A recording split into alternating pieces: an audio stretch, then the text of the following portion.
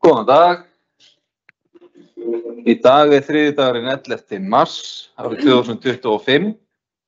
Settur fundur í bæjarstjórn Akraneskaupstaðar. Til fundarins eru mættir eftirtaldir bæjarfulltrúar. Það er Valgarður L. Jónsson sem hér talar og gegni embætti forseta bæjarstjórnar. Einar Brandsson, Ragnar B. Sæmundsson, Líf Lárusdóttir, Kristinn Halli Sveinsson, Guðmundur Ingþór Guðjónsson, Jónína Margrét Sigmundsdóttir og Sædís Alexía Sigurmundsdóttir. Og þá situr fundinn varabæjarfulltrúi Anita R. Einarsdóttir í fjarveru Líf Ásdísar Skarstad. Haraldur Benediktsson bæjarstjóri situr einnig fundinn og Steinar Dagur Adolfsson, sviðsstjóri stjórnsýslu og fjármálasviðs sem sér að rita fundargerð. Ég býð fundarmenn velkomna til fundar og við göngum til dagskrár. Fyrsta mál á dagskrá, málsnúmer 25-01-367, skipulagsgátt, umsagnarbeiðni vegna Galtarlækjar.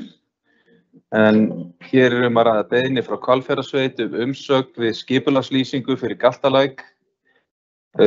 Skipulags- og umhverfisráð hefur tekið málið fyrir, samþykkt fyrirliggjandi umsögn og vísar henni hér til bæjarstjórnar til afgreiðslu. Og orðið er laust þetta mál.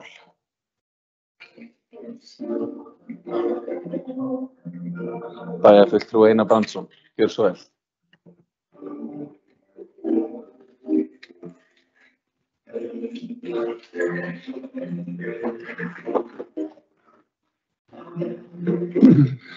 Já, forseti ágætu bæjarfulltrúar. Ég ætla bara að byrja á því að fagna því að sveitarstjórn Hvalfjarðarsveitar hefur svona snúið aðeins við blaðinu hvað varðar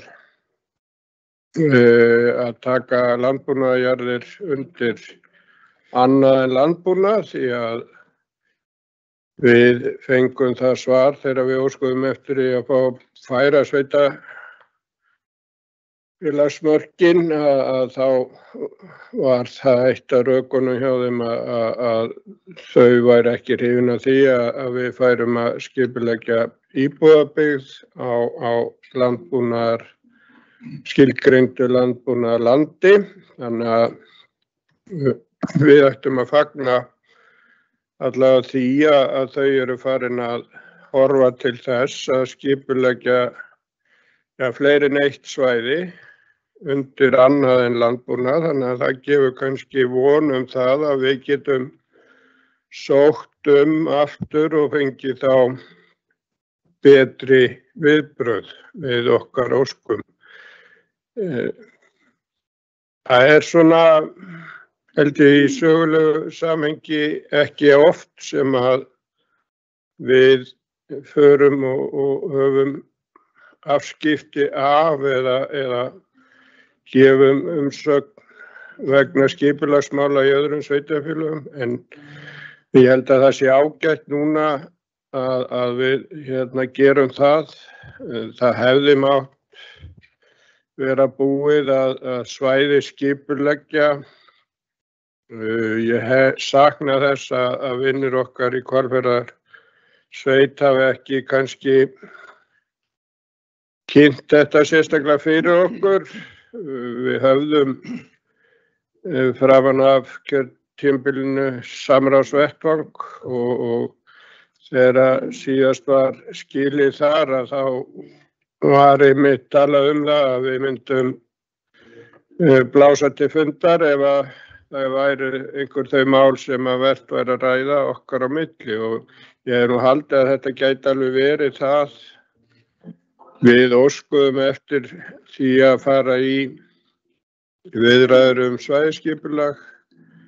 Þau töldu ekki tímabært að fara í það á þeim tíma, en kannski held ég að við ættum svona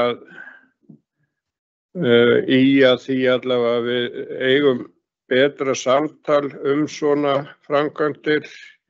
Við áttum ágætis samtal og samvinnu við uppbyggingu á Grundartangasvæðinu. Við erum þar saman í Faxaflóahöfnum og ég veit að þeir eru ekki parhrifnir af þessu, en ég held að við þyrftum kannski samt að ræða aðeins betur þessi drög sem hér liggja, og ég hefði mælst til þess við forseta að við fælum þá bæjarráði að ganga frá endanlegum umsögn, en við fáum tækifæri til þess eins og var upphaflega áætlað. Ég held að sé ekki hætt við að taka umræðuna hér á eftir þessi drög, þannig að við lögum þau aðeins til. Það væri ekki, ég allavega sé ekki ég hefði ekki að fyrrabragði allavega samþykkt þessi drög akkúrat eins og þau standa svona, en margt í þeim gott og við getum aðeins lagað þau til, þannig að við getum sendt þessu þá frá okkur, en ég myndi leggja þetta til við forseta að þessi yrði að endingu eftir umræðu hér vísa þá bara til endanlegar ákvörðunar í bæjarráði, en við fengjum færi á því hér á eftir aðeins að ræða þetta án þess að vera í opinni dagskrá. Takk fyrir. Takk fyrir, fulltrúi Einar Brandsson. Og ég held að það sé rétt sem að kemur fram hjá fulltrúi Einari að þetta eru það gagn sem að liggur fyrir fundinum hér er drög að umsögn. Við þurfum að vinna aðeins betur í textanum áður en að við sendum þetta endanlega frá okkur. Þannig að þetta er bara góð tillaga að meðferð málsins, held ég, að við fáum aðeins tækifæri bæjarfulltrúa til þess að fara yfir textan saman og gerum það á eftir, af því að það er í sjálfu sér örugglega ekki skemmtilegt sjónvarpsefni, en vísum þessu svo til bæjarráðs að sjá að þá að senda umsögninni inn. En orðið er laust, þannig það er enginn sem ætlar sér að grípa það. Þá geri ég það að tillögu minni að við vísum málinu til endanlegrar afgreiðslu í bæjarráði og felum bæjarráði að senda inn umsögn þessa skipulagslýsingu. Samþykkja það, gjörðu svo vel að gefa merki. Samþykkt með 9 atkvæði. Förum við í annan fundarlið, málsnúmer 25.03.030. Lánasjóður sveitarfélaga, aðalfundarboð 20. mars næstkomandi. En hér liggur sem sagt fyrir aðalfundarboð Lánasjóðs sveitarfélaga sem framfyrir þann 20. mars og tillaga að það verði bæjarstjóri Haraldur Benediktsson sem að fara með atkvæðarétt Akraneskaupstaðar á þessum aðalfundi. Orðið er laust ef ykkur vill bregðast við. Bæjarfulltrúi Ragnar B. Sæmundsson, gjörðu svo vel.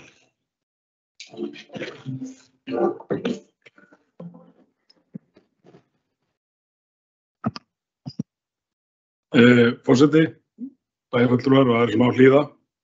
Mér langar bara til þess að hvetja þá bæjarfulltrúa sem sækja þing sambandsins 20. mars, þessi fundur í framhaldi af þinginu til þess að mæta þarna og hlýða á. Ég hef sótt þessa viðburði, reyndar ekki síðast, en hef sótt þessa viðburði og þetta bara mjög áhugavert og mikilvægt fyrir okkur bæjarfulltrúa að taka þátt í þessu umræðu. Það ekki meira. Takk fyrir. Takk fyrir, bæjarfulltrúi Ragnar B. Sæmundsson. Ég tek undir þessa brýningu. Ég hef sjálfur mætt einu sinni á aðalfundi Lánasjóðsins. Það má deila skemmtigildið, en mikilvægið er ótvírætt og mjög gott fyrir okkur að vera vel inni í þessum málum. Fleiri sem óskast að hafa þetta til máls. Þá bið ég þá sem samþykkja að Haraldur Benediktsson bæjarstjóri fari með atkvæðarétt Akraneskaupstaðar á aðalfundi Lánasjóðsins að gjöra stórvirkja merki. Það samþykkt með 9 atkvæði. Þriðji fundaliður, málsnúmer 25.01.002, fundagerð bæjarráðs á árinu 2025. Hér er lögð fram fundagerð númer 3588 frá fundi sem fram fór þann 27. febrúar síðastliðinn. Orðið er laust þessa fundagerð bæjarráðs. Bæjarfulltrúi Líf Lárusdóttir, gjörðu svo vel.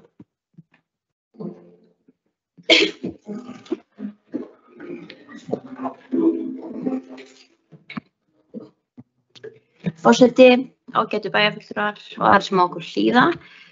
Ég kem hér upp andsvörundi máli númer 2 og hins vegar númer 3. Mál númer 2 er úttekt á rekstri og fjárhag. En á þessum síðasta fundi hjá okkur vorum við að setja fram fyrirkomulag á skipulagi vinnu sem framundan er í frekari úttekt á fjármálum sveitarfélagsins. Það sem ákveðið var að fulltrúar bæjarráðs myndi hittast á vinnufundum alla þá 50 dagana á móti bæjarráðsfundum, reglulegum bæjarráðsfundum, og þá verði slíkir fundir eingöngu nýttir í þetta tiltekna verkefni. Og fyrsti slíki vinnufundurinn fór fram 7. mars síðastliðinn og þar ræddum við meðal annars mikilvægi þess að auka vitund almennings fjárhagsstöðu bæjarins, en við fáum yfir okkur alls kyns gagnrýni hvort það sé virkilega ekki hægt að finna nokkrar milljónir hér og aðrar þar. Við getum sannlega gert betur í upplýsingamiðlun á þeirri stöðu sem nú er uppi, en á næsta bæjarráðsfundi okkar sem fram fer nú á fimmtudag ætlum við að klára minnisblað sem tekur á stöðunni og fá kynningu jafnframt á þeim möguleika að við nýtum okkar Akranes sem vettfang til að kalla eftir hagræðingartillögum frá íbúum. En við afgreiðslu á fjárhagsáætlun Akraneskaupstaðar 2005 var fyrirsjáanlegt að ráðast í umtalsverðar aðgerðir til að ná viðunandi niðurstöðu í rekstri sveitarfélagsins, enda talsverð óvissa uppi í rekstrarumhverfinu hjá okkur, þá og í dag. Gjaldskrárhækkunum var mjög stillt í hóf í anda yfirlýsingar sem Akraneskaupstaður sendi frá sér í aðdraganda kjarasamninga á almennum markaði. Kostnaðaraðhaldi var beitt við gerð fjárhagsáætlunar og allmörgum fjárfestingaverkefnum slegið á frest. Til þess að ná ýtrustu markmiðum í afkomu sveitarfélagsins þurfa hins vegar margir þættir að ganga upp. Í fjárhagsáætluninni síðast vorum við með 200 milljónir til að mæta óvissu í launaútgjöldum fyrir þá samninga sem voru opnir og kostnaður vegna samninga við KÍ verður í kringum 300 milljónir á þessu ári, sem að þá eitt og sér er 100 milljónum hærra en þær 200 milljónir sem við vorum með fyrir alla þá samninga sem væru lausir. En á móti það er umræða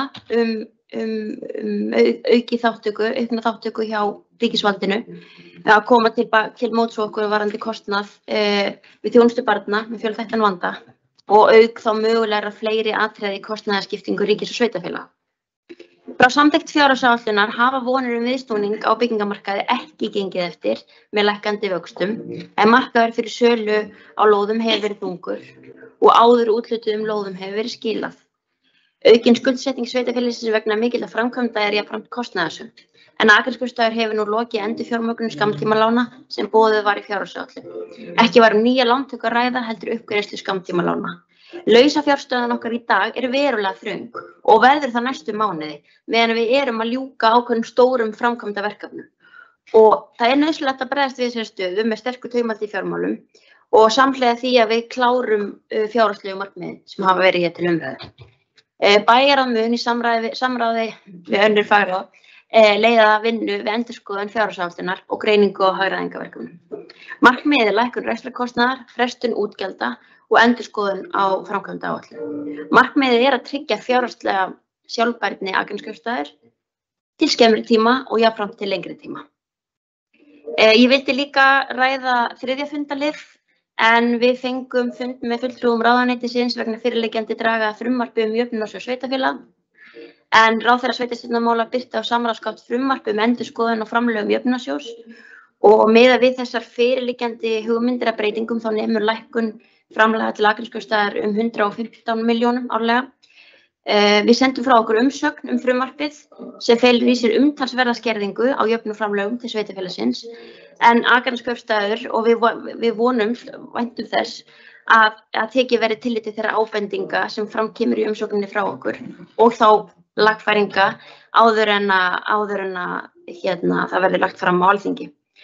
En það verður samt að geta þess að nokkur tillit hefur verið tekið til ábendinga okkar sem við komum fram með við fyrra frumvarp sama efni og fyrir það ber að sjálfsögðu að þakka. Og það ber hæst að nefna þar efri mörk tekjuhagkvæmnisferlis sem hefur verið hækkað úr 7.000 íbúum í 11.000. En þessi breyting stuðlar að því að markmiði að fylgja þróun sveitarstjórnarstigsins ásamt því að stuðla að sjálfbærni, sveitarfélagi og hvetja til sameininga. En vert þó að halda því fram að við vorum með þá í okkar umsögn að lögum til að það yrði hækkað í mörkin í 12.000 íbúa. Jafnframt ítrekuð ábendingum að vægi útgjaldastöðuls sé að lækka ofskart þegar kemur að sveitarfélögum á stærð við Akranes, sem raunar eina sveitarfélagi sem reiknast á neðri hluta tekjuhagkvæmnisferlis fyrir sveitarfélög með íbúa á bilinu 2.000 til 11.000.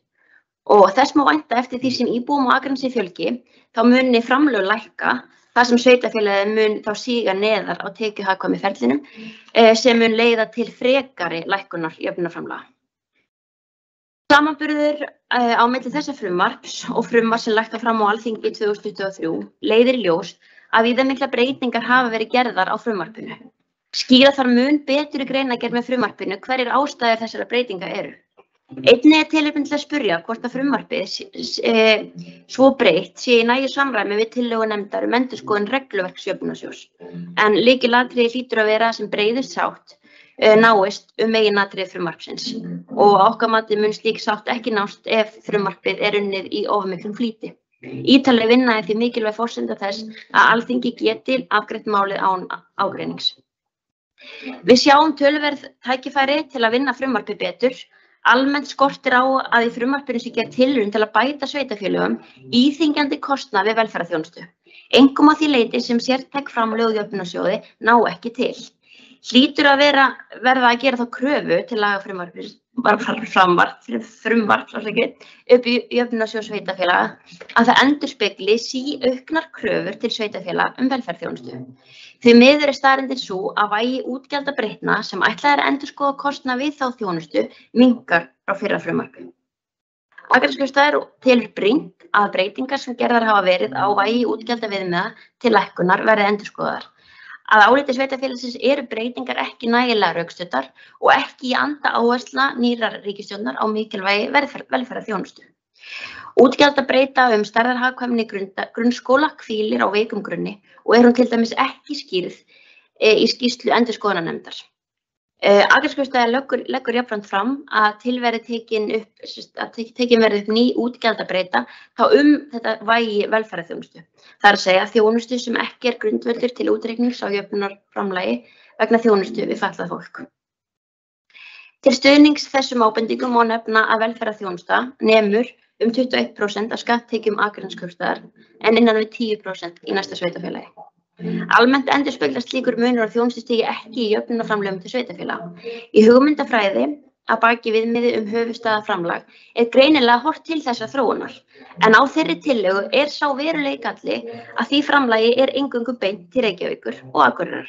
Þörf á frekari umræðu frumvarpið hvað þetta varðar. Og ég vona svo sannarlega að umsögnin okkar sem ég las hér brot úr ásamt okkar samtölum og vinnu framundan fái hlustun. Takk fyrir.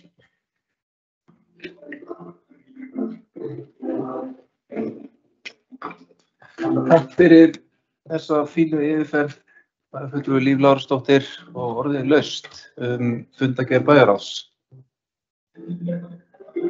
Það ekki fleiri sem að óska eftir að taka til máls. Meðan þar með telst þessi fundargerð bæjarráðs framlögð. Fjórði fundarliður, málsnúmer 2501-005, fundargerð skipulags- og umhverfisráðs á árinu 2025 og hér lögð fram 321. fundargerð skipulags- og umhverfisráðs frá fundi sem framfór þann 3. mars síðastliðinn. Orðið laust og bæjarfulltrúi Guðmundur Ingvar Guðjónsson fara að gera svo vel.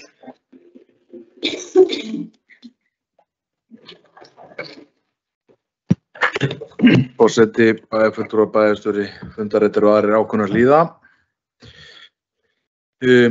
Á þessum fundi okkar í umhverfis- og skipulagsráði þá var farið þarna yfir viðhald gatna og stíga og þá þörf og það sem við erum tilbúin að fara í og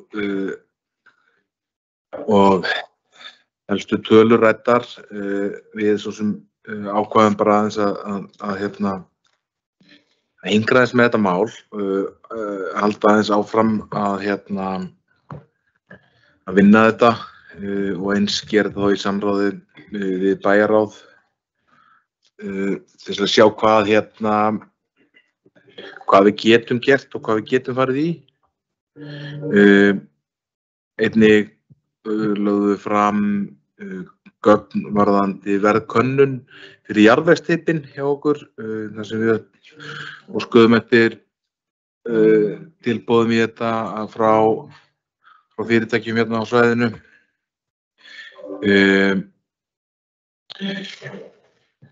Skipulagsskátinn varðandi Galtalæk fór inn í ráðið hjá okkur og í ljósi tímans að þá gerðum við eins og við gátum fyrir þennan fund og vísum því áfram hérna þeim drögum sem við vorum búin með sem bæjarstjóri og skipulagsfulltrúi unnu saman og bæjarráð klára nú síðar í vikunni. Undir lið 8 tók við inn með afbrigðum hjá okkur varðandi sjávarflóð sem að komu hér helgina 1. og 2. mars. Þar sem við náttúrulega ræddum og auðvitað þökkuðum þeim starfsmönnum sem komu bæði Veitna, slökkvilið, lögreglu, starfsmönnum sveitarfélagsins og íbúum sérstaklega fyrir þá miklu vinnu sem þau hafa lagt á sig og munum þurfa að leggja á okkur áfram til þess að koma svæðinu í samt horf. Ég þykist vita að hér á eftir muni annar aðili koma og skýra aðeins meira hvað búið að gera og hvaða samtölu eru búin að fara fram. Það búið að tala um þetta lengi og við höfum verið að ýta á vegagerðina og að klára þessar sjóvarnargarða sem eftir eru, það litla búta sem eftir eru, en því miður bara staðan þannig að við þurfum að laga á fleiri stöðum. Að þegar svona að þá þetta alveg skelfilegt ástand bæði fyrir íbúa og fyrirtæki og samfélagið allt.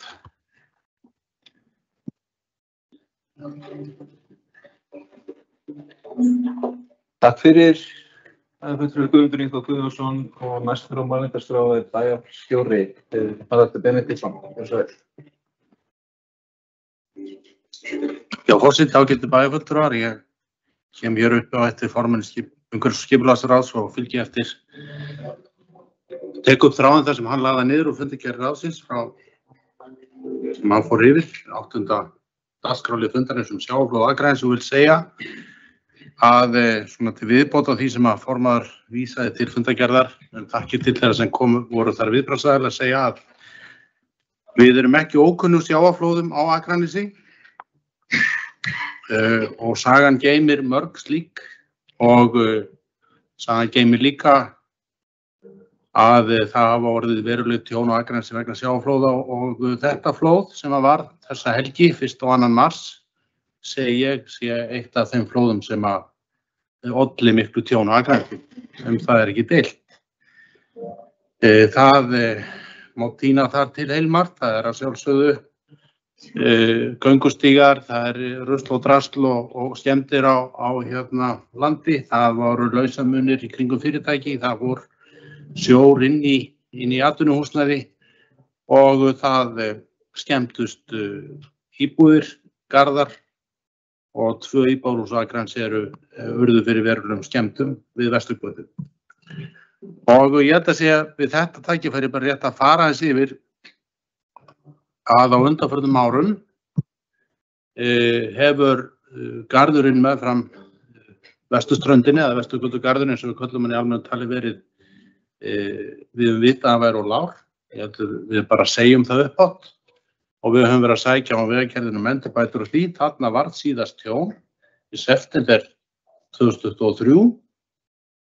Frá þeim tíma og fyrir þann tíma einnig hefur verið þrýstingur á Vegagerð að koma að endurbótum á þeim garði og það gerðum við á laugardeginum þegar þetta tjón hafði þá orðið.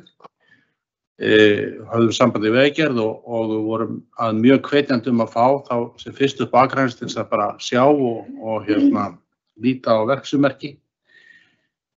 En skemmst frá því að segja að strax eftir helgina þá tilkynnti Vegagerðin að það yrði þessum framkvæmdum sem komnar voru á dagskrá í næsta haust verði flýtt sem kostur og í dag kom starfsmaður Vegagerðar á Akranes og ég ásamt sviðsstjóra umhverfis- og skipulagssviðs fórum bæinn, sýndum honum þær skemmdir sem það orðið á bænum og skemmdir á varnargörðunum líka og núna fljótlega líklega í næstu viku mun koma mælingamaður til þess að gera nauðsynlegar mælingar til þess að undirbúa útboð á þeim framkvæmdum sem við ætlum að fara í sem fyrst, sem þá Vesturgötu, hækkun á garðinum við Vesturgötu eða Vesturströndina, við Ægisbrautina og mögulega við Slippinn og síðan eru framkvæmdir sem að bíða þó ekki mjög lengi. Við fórum á garðinn við ströndina við Langasand á Jaðarsbakkum og það sem búið að tímasetja framkvæmdir 26 ef ég fer rétt með. En svona alltumliggjandi í þessu ákveðið vandamál sem að heitir Alþingi og vandamálið Alþingi í þeim skilningi að í langan tíma hafa þessar framkvæmdir verið á dagskrá Vegagerðar í samgönguáætlun og Alþingi hefur ekki samþykkt samgönguáætlun og þess vegna verður framkvæmd verkáætlana alltaf svolítið lausir reipum þegar þannig háttar til að Alþingi hefur ekki samþykkt áætlun, þannig að fjármunum sé ekki ráðstafað til ákveðinna verka og þess vegna getum við nú sagt að séu líka ákveðin tækifæri í því að þegar svona áföll eins og eru núna veruleiki að við getum þá að sama skapi beitt stofnunar þrýstingi að bregðast við sem fyrst. En við höfum að fremsta megni reynt að standa við bakið á þeim húseigendum sem þarna urðu fyrir mesta tjóni og munum gera það áfram. Það hins vegar ljóst að óvissa þessa fólks mikil. Við vonum til að fara að vora og óveður að ganga niður en þetta fólk búið að upplifa á skömmum tíma 2 alvarleg tjón á sínum húsum og eðlilega heika þau núna við að taka til að laga húsin sín á nýjan leik fyrir utan að þetta verulega íþyngjandi kostnaður fyrir húseigendur því að þau þurfa alltaf að bera ákveðna sjálfsáhættu þó að náttúruhamfaratrygging tæki að verulegu leyti þátt í þessu tjóni. Þannig að þetta verkefni sem við höfum í höndunum. Að öðru leyti höfum við verið á undanförnum árum og síðast við meðferð Alþingis og samgönguáætlun þegar hún var síðast lögð fram, lagt mikla áherslu á sjóvarnir á Akranesi og við vorum með umsögn samgönguáætlun hér síðastlið haust og þar drógum við fram að heildarkostnaður frá hendi ríkis af því að koma sjóvörnum við Akranesi væri á bilinu 300 til 400 milljónir króna og ég held að í stóra samhenginu það ekki verulega miklir fjármunir. Það hefur komið fram áður í samtalinu við Vegagerðina að þessar 150 milljónir á ári sem eru merktar til sjóvarna á móti framlögum frá sveitarfélögum hafa kannski ekki alltaf gengið út því að á því eru kannski tvær skýringar að sveitarfélög eru ekki tilbúin með sín framlög. Við erum sannarlega tilbúin með okkar framlög og líka að þetta eru svo of lágar upphæðir til þess að hefja verk. Þannig að áhersla okkar verður á næstu samgönguáætlun að tryggja fjármuni til sjóvarna og ég vil vekja athygli á því að í umsóknarferlinu síðast kom mjög áhugaverð og góð umsögn frá sveitarfélaginu Suðurnesjabæ sjóvarnir og náttúruhamfarir.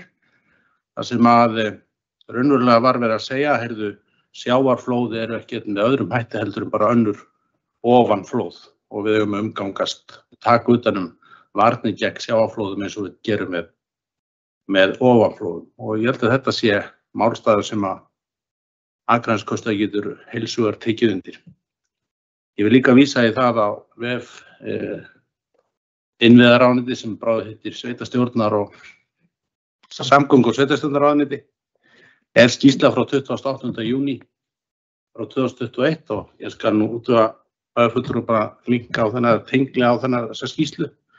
Það sem að ráðuneytið búið að greina mjög vel þá aðlögunar þætti eins og sagt í skýrslunni, þá þætti sem að þarf að huga að í tíma því að veðurfar að breytast og hvort sem að menn þola það að heyra þetta sé völdum loftslagsbreytinga eða hvort það má ekki segja þá orðið, þá það bara samt staðrind og við upplifum það þessa helgi 1. og 2. mars að það verða hérna atburðir í veðri að þá verður að taka tillit til þess í skipulagi og í framkvæmdum ríkis og sveitarfélaga og hvernig við erum undirbúa okkar sveitarfélag og samfélag að takast á við slík áföll og í þessari skýrslu líka rakið vegna hlýrri vetrar meiri úrkoma ákefð, þá koma fráveitukerfin okkar til umtals.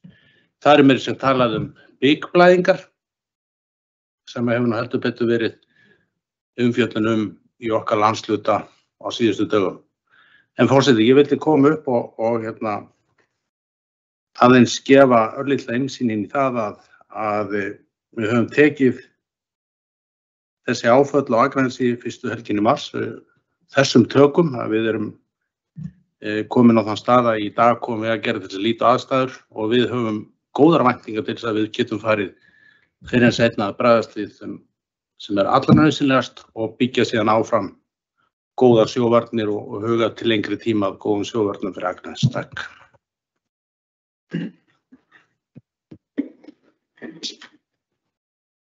Herra þakkir bæjarstjóri fyrir þessa fínu yfirferð. Fleiri sem óska eftir að ræða fundargerð skipulags- og umhverfisráðs. Það enginn sem kveður sér hljós. Þar með ljúkum við umræðu 321. fund skipulags- og umhverfisráðs. Förum í 5. fundalið. Málsnúmer 25-01-004, fundargerð skóla- og frístundaráðs á árinu 2025. Hér lögð fram 250. og 7. fundargerð ráðsins frá fundi sem fram fór þann 7. mars síðastliðinn. Og orðið laust. Það bæjarfulltrúi Jóna Margrét Sigmundsdóttir sem fór orðið. Gjörðu svo vel.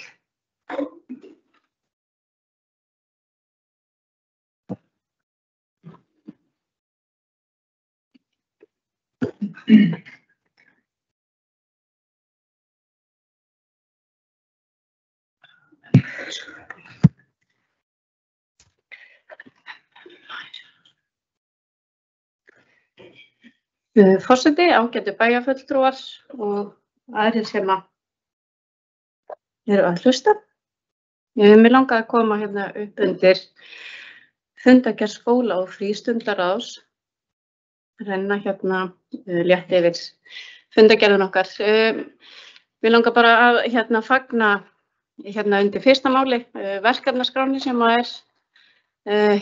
komin í gagnið hjá okkur í stjórnsýslu Akraneskaupstaðar og mér finnst þetta frábært tæki fyrir okkur bæjarfulltrúa til að geta bara fylgst með og fylgt vel eftir þeim málum sem okkur berast og þetta verður vonandi bara til mikilla bóta, eins og segir hér í bókun. Og Valdís Eyjólfsdóttir sem hefur haldið vel utan þetta nú væntanlega að hverfa héðan af braut eftir örfá vikur.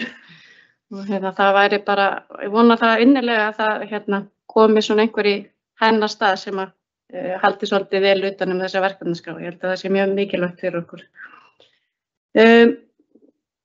Mig langar líka að rétta einbra hér á máli 4, þar sem að niðurstöður skólapúls, eins sem innra mat í grundaskóla, þar eru niðurstöður sem eru bara virkilega góðar og gefur til kynna að börnum á Akranesi og í skóla hér, þeim líður vel, þau eru full af sjálfsöryggi og trausti og horfa bara björt til framtíðar. Og vissulega á það kannski ekkert, það er ekkert algilt, en ég held að þetta gefur til kynna að við erum við búum í nokkuð barnvænu samfélagi eins og við erum að vinna af og ég held að farsaldin okkar sé líka svona komið þar við sögu. Og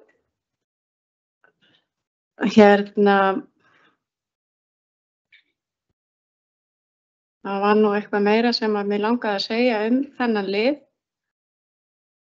En já, það var bara virkilega gaman að sjá þessar niðurstöður og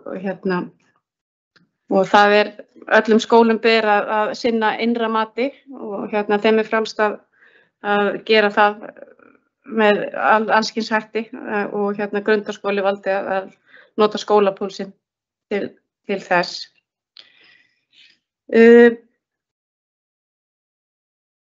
Svo hefur okkur borist umsókn frá Pílufélagi Akranes, þetta liður 7, afnot af herbergjum niðri í kjallara á Vesturgötu íþróttahússins.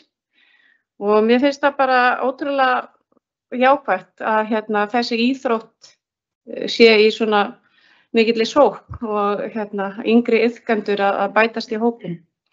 Og ég veit að Pílufélag Akranes hefur verið samþykkt, í umsóknarferlum að verða aðildarfélag af IA og þeir bara, það mikill metnaður hjá Pílufélaginu og bara frábært ef við getum hleypt fleiri bera fólki að og ungum og upprennandi pílumeisturum.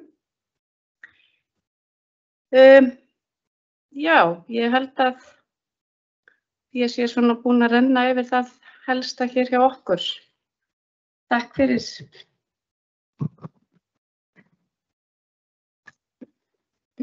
Takk fyrir, fulltrúi Jóna Margrét Sigmundsdóttir, fleiri sem óska eftir að ræða fundargerð skóla- og frístundaráðs. Það eru engar hendur á lofti, þar með helst þessi fundargerð framlögð.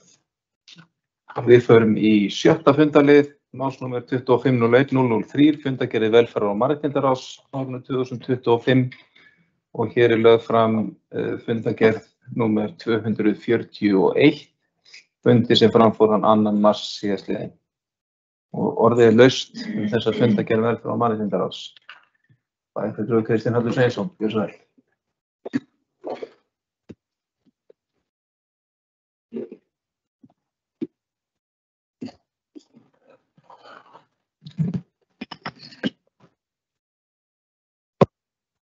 Forseti, ágætu bæjarfulltrúar og aðrir sem okkur hlýða.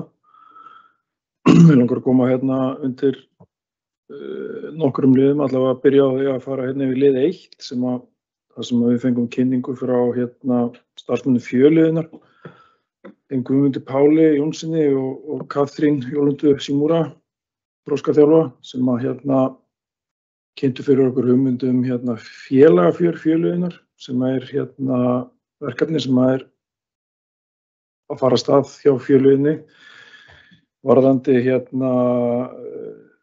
varðandi frístundastarf fyrir fatlað fólk. Eins og staðan núna þá þetta fyrir þá sem eru að starfa í félöginni og eru þar við vinnu. Þetta ekki opið fyrir alla en vonandi ef að vel tekst til að það getur orðið raunin þá seinna meir. Við vonum að þetta hljóti náð annarri bæjarstjórn. Það ekki miklu peningar sem eru beðið þannig að við vísum þessu áfram til bæjarráðs. Þetta sem sagt hópaskipt verkefni sem hópum skipt í yngri en 30 og eldri en 30 sem hittast svo 2 í mánuði og bara mjög flott sjálfsprota verkefni og við ættum að fagna svona hlutum þar sem var greinilega stigið inn í eyðu sem við skildum eftir við fjárhagsáætlun þegar við tókum ekki saman og Skaga áfram. Þannig að þetta er mjög gott verkefni. Svo langar mig aðeins að minnast á lið 7 sem grassláttur fyrir eldri borgara. Þetta nú hitamál í bæjarfélaginu undanfarnar vikur eftir fréttir og svona, hvað maður að segja, afgreiðslur hjá öðrum ráðum en við tökum þarna undir í raun og veru bókanir bæði notendaráðs og öldungaráðs sem að taka þessu ekki illa en telja bæði að þessi brýnt að þjónustan verði einhverju leyti áfram á vegum bæjarins en þá fari fram færnimat til þess að fyrir þá sem þurfa hjálp við þetta við graslátt og í raun og veru það minn skilningur að það hafi alltaf átt að vera þannig. Þannig að við höfum aldrei verið að tillagan hafi ekki verið svo að við hættum þessu algjörlega. Þannig að við fjöllum þetta væntanlega þá þetta er allavega okkar bókun þessu ráði. Já.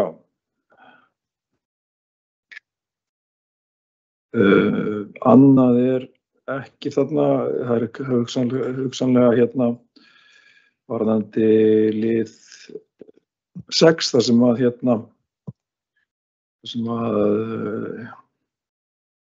notendaráð fer fram á stjórnsýslurannsókn á þessu verkefni varðandi skólann 42. Það er í raun og veru ekki á borði þá þessa ráðs, þannig að við vísum þessari tillögu bara áfram til bæjarráðs. Þannig að og þá væntanlega mun bæjarráð ákveða hvort að bæjarstjórn taki ákvörðun þetta eða hvernig þetta verður afgreitt.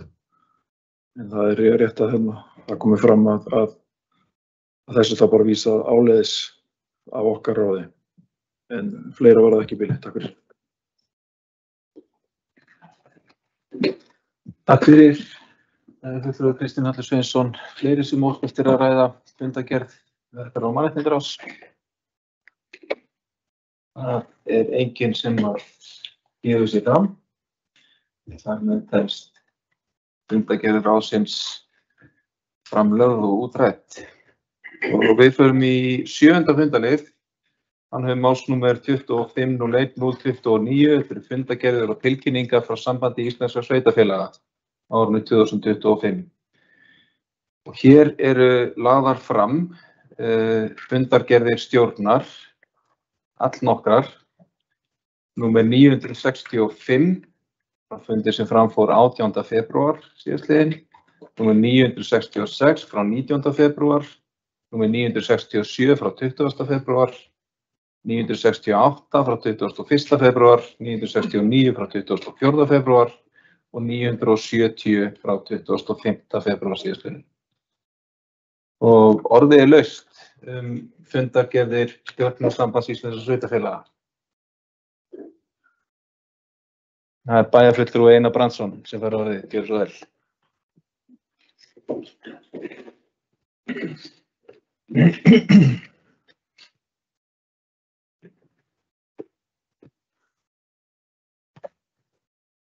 forseti ágætu bæjarfulltrúar og aðrir sem á okkur hlýða. Þar sem ég sit í stjórn að þá finnst mér svona ástæða til þess að fara aðeins yfir þessar svona fundagerðir, kannski ekki að fara yfir þær beint, en svona þessa sögu sem að þær kannski segja. Þetta spannar þetta, hvað á maður að segja, tímabilið frá enda janúar og þar til að samningar nást í kennaradeilunni og flestar þessar fundagerðir fjalla eingöngu það atriði og það var heitt mál hér í þjóðfélaginu en ég ætla svona aðeins að fara yfir þetta svona frá svona eins og ég upplifi þetta, því að þetta var svona eitt af þeim svona málum sem að ég hef komið að á mínum stjórnmálaferli sem ég hefði svona vilja hafa verið laus við ef ég hefði fengið að velja það eftir á. En að sjálfsögðu stendur maður bara að sína plikt og vinnur þá vinnu sem að mann hefur verið falið. Þetta er erfitt mál, það eru að sjálfsögðu algjör trúnaður það sem að gerist í stjórn og það sem að kemur fram í fundagerðum það sem að stjórn lætur frá sér og það tíðkast ekki að við séum hvert og eitt að lýsa fundunum eða einhverju málum sem að þið koma, þannig að ég ætla svona að reyna að segja hlutina sem hafa verið sagðir og ég ætla að reyna að passa mig að vera ekki að koma inn á atriði sem að hafa ekki komið fram, því að ég hef tamið með það að reyna að halda þann trúna sem að mér ber. Margt af því sem að hefur kom fram á fundum virðist hafa lekið og allavega túlkað út í þjóðfélaginu. En þetta eiginlega byrjar í fundagerðinni sem að við vorum með síðast, þar sem að þar lá fyrir í enda janúar miðlunartillaga frá sátta sem að við vorum held ég öll sem að málinu koma ekkert rosalega sátt við. Það var eitt sem að var í rauninni fljótlega alveg ljóst í stjórninu og þó að það hafi ekki verið haldið mikið á lofti og frekar að við höfum verið talað niður og þá var stjórnin alveg sammála það að það væri þörf á því að lyfta kennurum aðeins upp, meiri sé að miða við aðra.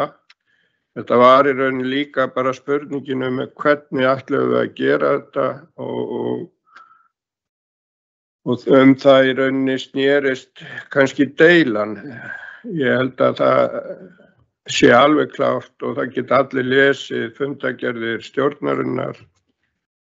Þar kemur það alveg skýrt fram að við vorum áfjáð það að missa þetta ekki í alvarlega deilu og við vildum gera það sem við töldum að væri sanngjarnt og að kennarar ættu greinilega inni.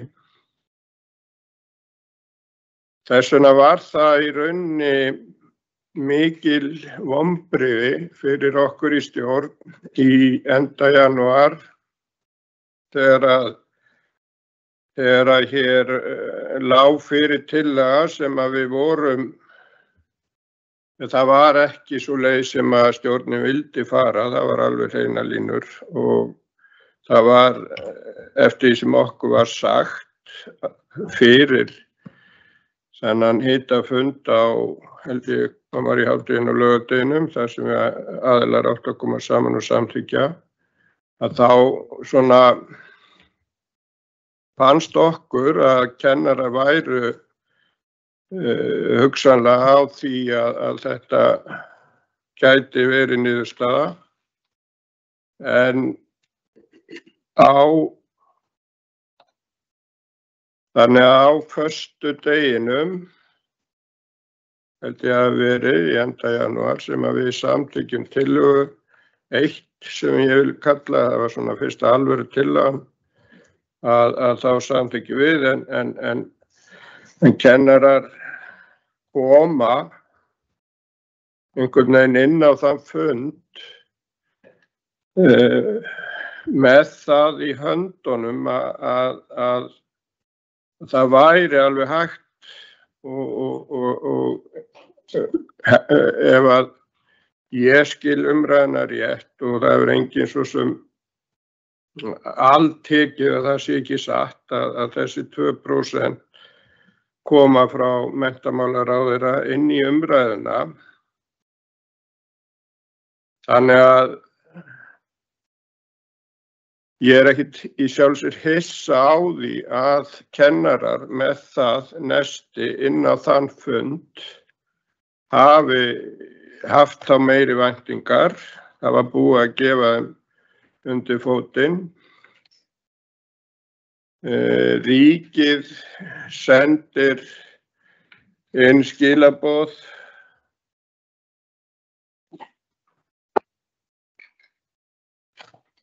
að þau séu tilbúin að koma inn, en þetta, já, gleymi sem sagt þetta var í enda janúar, en svo fór allt í háaloft þá og eins og við vitum og ég ætla svo sem ekki að rekja það, en svo er í febrúar, 18. febrúar minni mig að þá er stjórnarfundur í stjórn sambandsins, venjulegu fundur, þetta er á þriðjudegi. Við svona vorum upplýst það að í gangi væru komnar þreifingar svona sem að hugsanlega gætu skilað einhverju, en ekkert sem að lá í loftinu að væri verið að fara að semja akkurat þann daginn eða daginn eftir, en kvöldið fáum við í stjórn, takja eftir í að við í stjórninu við fundum þegar þarf að funda, þó að umræðan sé kannski að stjórn fundi einu sinni til tvisvar í mánuði, en þannig er það ekki. Við erum sem sagt boðuð kvöldið upp úr 9 kemur fundarboðið og við samþykkjum að sjálfsögðu að mæta á fund morguninn, því að sáttasemjari hafi óskað eftir því að fá að tala við okkur. Sátti fer yfir þá tillögu sem hann hyggst leggja fram, og eins og hefur komið fram að þá óskaði hann eftir því að við gæfum honum hint það hvort að við værum sátt eða ekki sátt með þessa tillögu, því ætlaði hann ekki að leggja hana fram. Stjórnin ræddi eftir að sátti yfirgaf fundinn og það var í rauninni alveg ljóst fljótlega að það var ekki sátt þessa tillögu og við óskuðum því eftir við formann að koma því á framfæri við sáttasemjara að þetta væri ekki tillaga sem að stjórnin gæti fellt sig við og hafði ákveðnar ábendingar og óskir hvað gæti mögulega gerst mætti laga til þess að við hugsanlega gætum þá farið að sjá fyrir endan á þessu. Það virðist hafa verið töluvert stífni í viðsemjendum okkar á kennaraforystunni. Hún virtist ekki vera til viðtals neinar breytingar og því í rauninni áttu við ekki von á að þetta yrði að neinu en ótrúlegt en satt að þá sat ég nú bara við borðið í vinnunni þegar ég sé það fylgi svolítið með fréttum að það á að fara að skrifa nánast undir samninga og til að sátta hafi verið samþykkt af kennurum og við sáum öll sátta og formann KÍ í fréttum og það sem að þeir lýstu því yfir að það væri búið að ná samningum og það yrði undirritað og stjórn sambandsins myndi svo samþykkja þetta kvöldið eða ætti að samþykkja þetta kvöldið.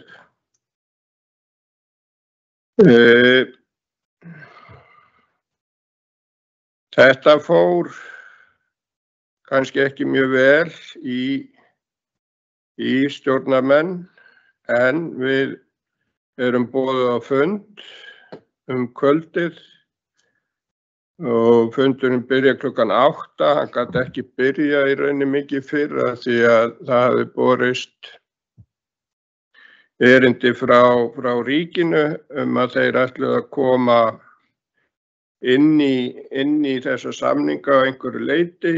Við vissum ekki hvað það var.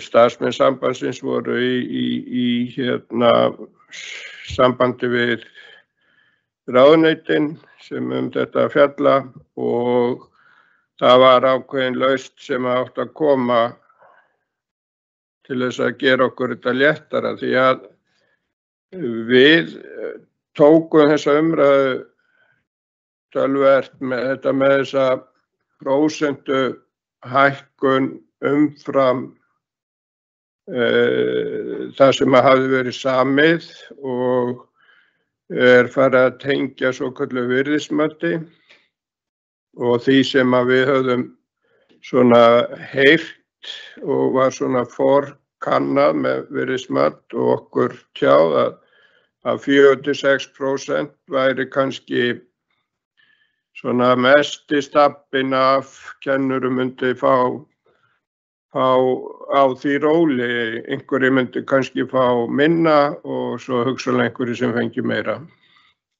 Þannig að við í rauninni hefðum viljað sjá þá prósentu lægri en vorum samþykkt 6% þó að við vissum, eins og hefur svo komið í ljós að þetta er þungur baggi fyrir mörg sveitarfélög að kljúfa en 8% yrði þá ennþá meira.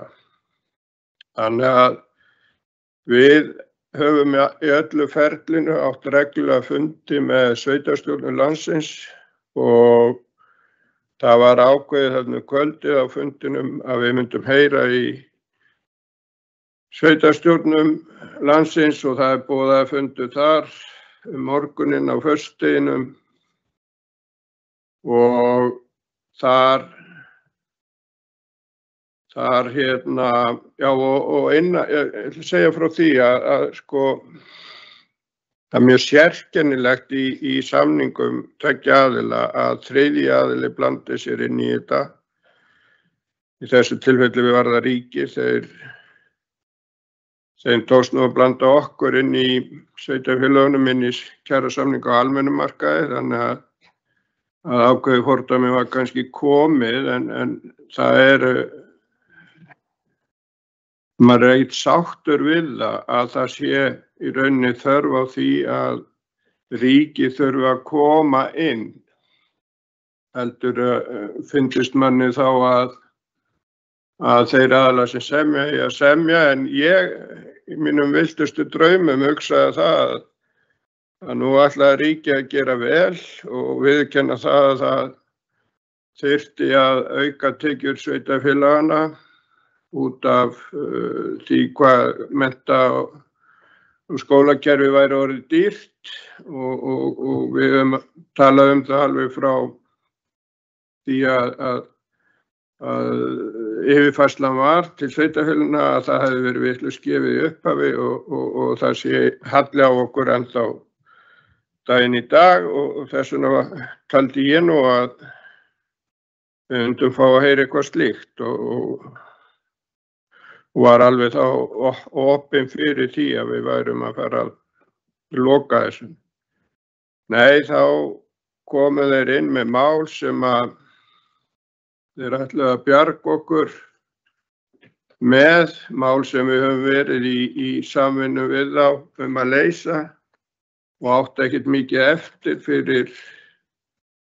fyrir síðustu kosningar, þannig að það gerði í rauninni ekkert annað heldur en að hleypa svona kannski illu blóði því þessar ráðstafanir koma mjög vel eða illa fyrir sveitarfélög, þannig að það var í rauninni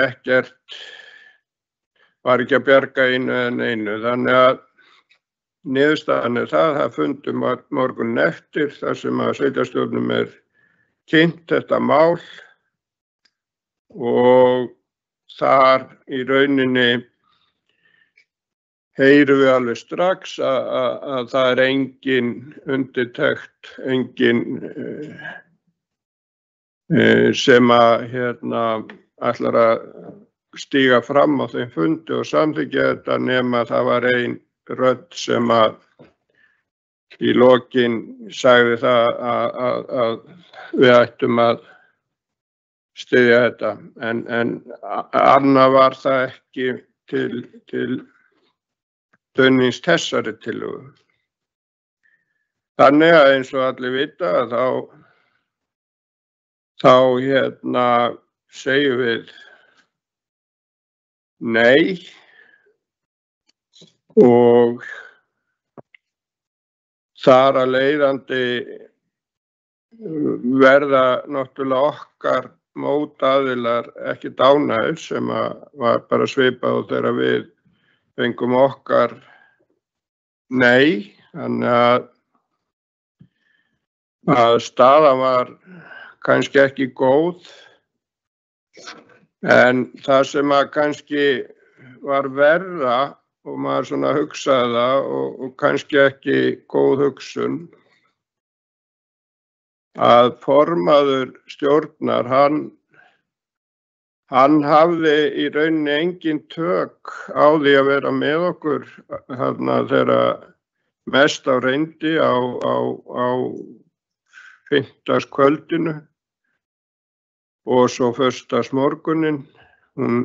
Formaðurinn kemur aðeins inn á fund með sveitarstjórum en þegar í rauninni mest á reynir að þá hún fjarverandi og það sem að í rauninni kemur svo í ljós þegar líður á föstudaginn að hún að fara að mynda nýja meirihluta í borginni og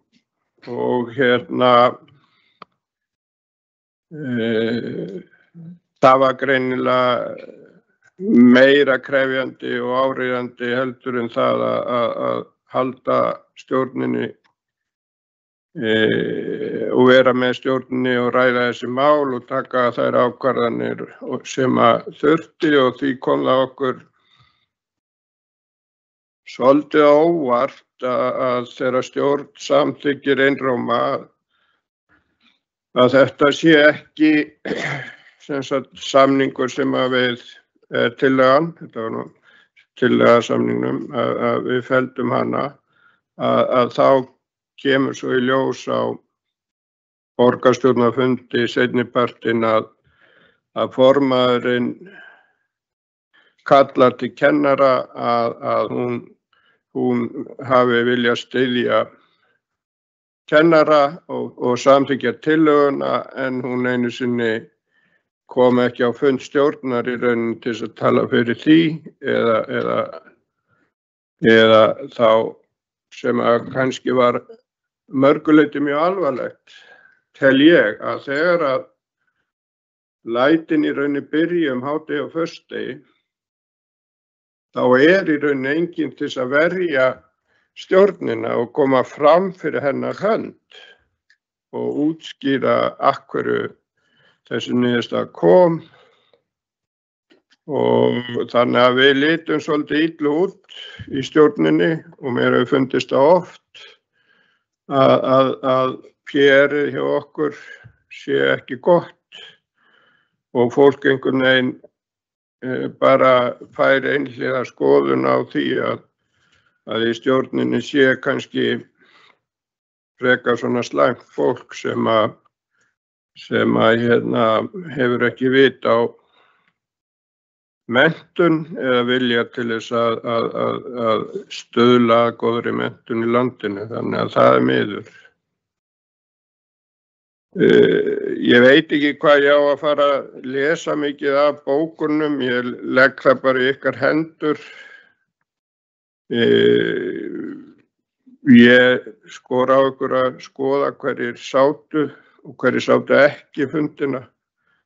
Stjórn sem að satt þá fundi sem voru teknir var alltaf sammála og það í rauninni engin bókun á annan veg.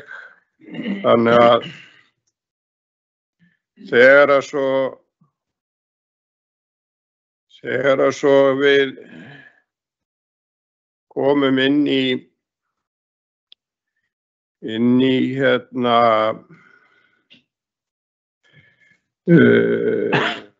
mánaðamótin og það alltaf verið að reyna að semja og vekja líka athygli á því að einn af þeim aðilum sem sá sig knúna til þess að nánast skamma stjórnina í opinni dagskrá í fréttum og annað var sjálfur menntamálaráðherrann sem í rauninni á að sýna ákveðið hlutleysi að hún átaldi stjórnina fyrir það að samþykkja ekki þessa tillögu sátta. Þannig að þegar að svo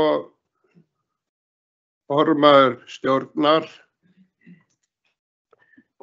kallar til kennara að hún hefði viljað styðja tillöguna, hún kemur í viðtöl sem borgarstjóri og hér tilkynnir það nánast að Reykjavíkurborg sé að skoða að fara bara sér í samninga við kennara.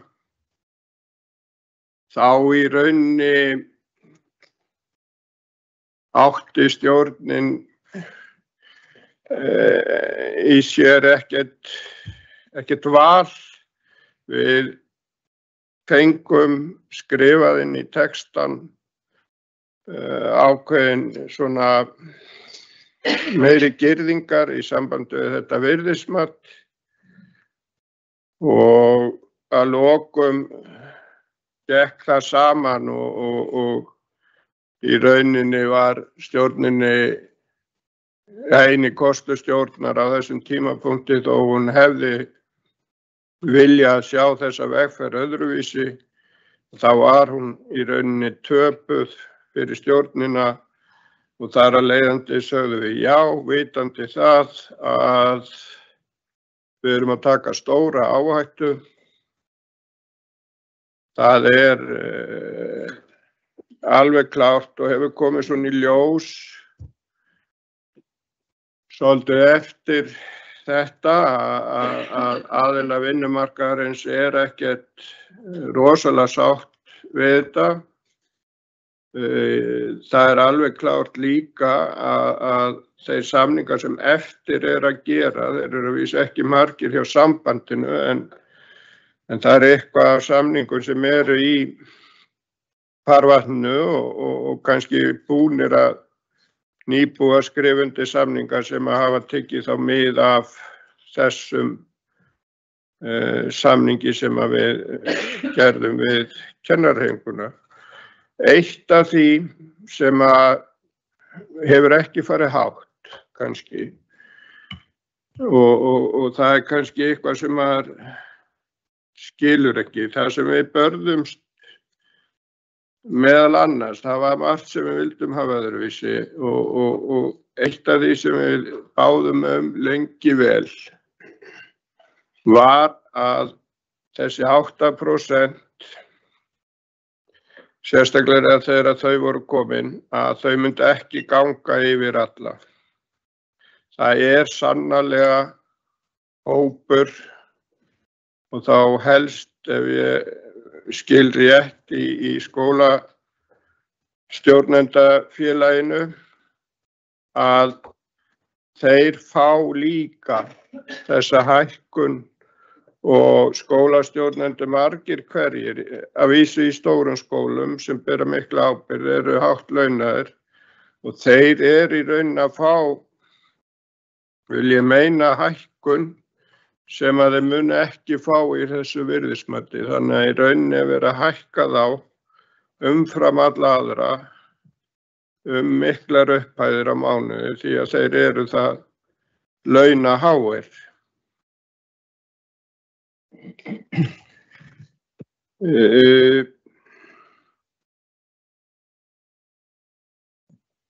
Ég held að ég sé svona komin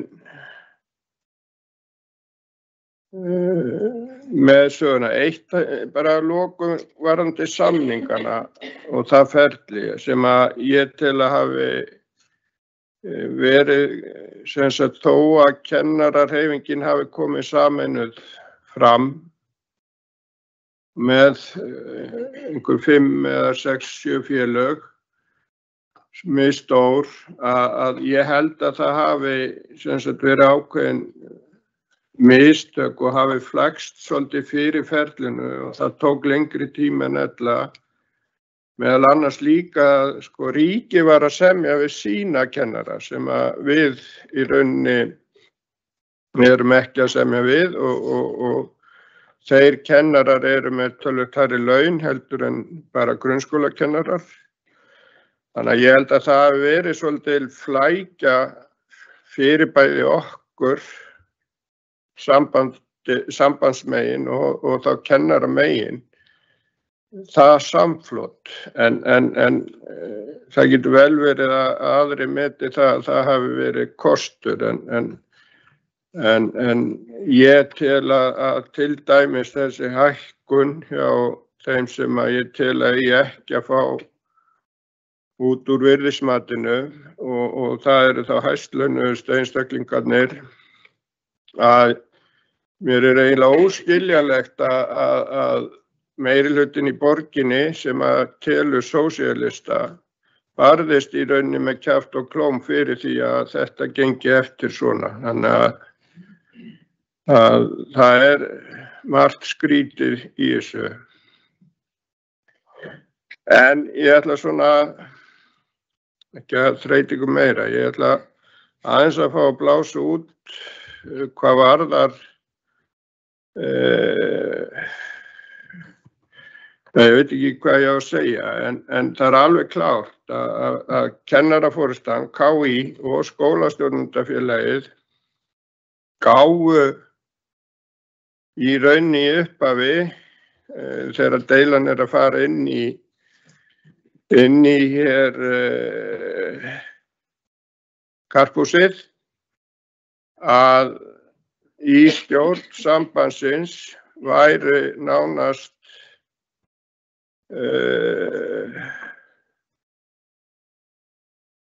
ég var nú með þetta hérna skrifað en það var allavega að hérna já, bæði KÍ og félag skólastjórnenda sáu þarna í upphafi ástæðu til að nafngreina þá sem í stjórninni og í rauninni sakana hræsni og ekki vilja fjárfest í kennurum það leyti sem deilan var að hefjast. Og þetta eru í rauninni fólk sem við viljum að sé fyrirmynd allavega standi í stafni fyrir félag sem inniheldur einstaklingar sem við viljum að sé fyrirmynd og þess vegna fannst mér leitt að þetta hafi verið gefið út af samtökunum á opinberum vettvangi því að ég ætla ekki að sjálf sér barma mér en við sem hér erum og við sem erum í stjórn sambandsins við erum í rauninni bara svona ósköp venjulegt fólk. Það er enginn í stjórninni sem ég veit til að sækist sérstaklega eftir því. Það getur vel verið að einhver sem hefur verið sækist eftir því að vera áfram. Eini aðilinn sem sækist eftir því að vera í stjórn er formaðurinn og hann er kosinn í kosningu fyrir landsþingi okkar af öllum þeim sem hafa atkvæði þar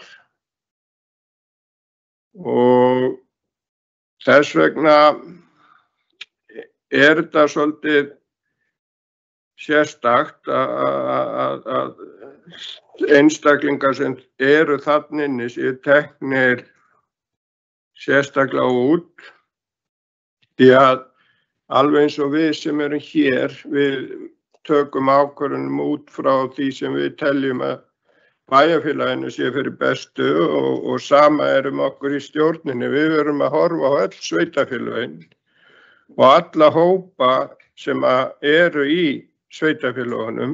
Þannig að okkar ákvarðanir miðast alltaf við það sem við teljum að sé best fyrir heildina. Þannig að við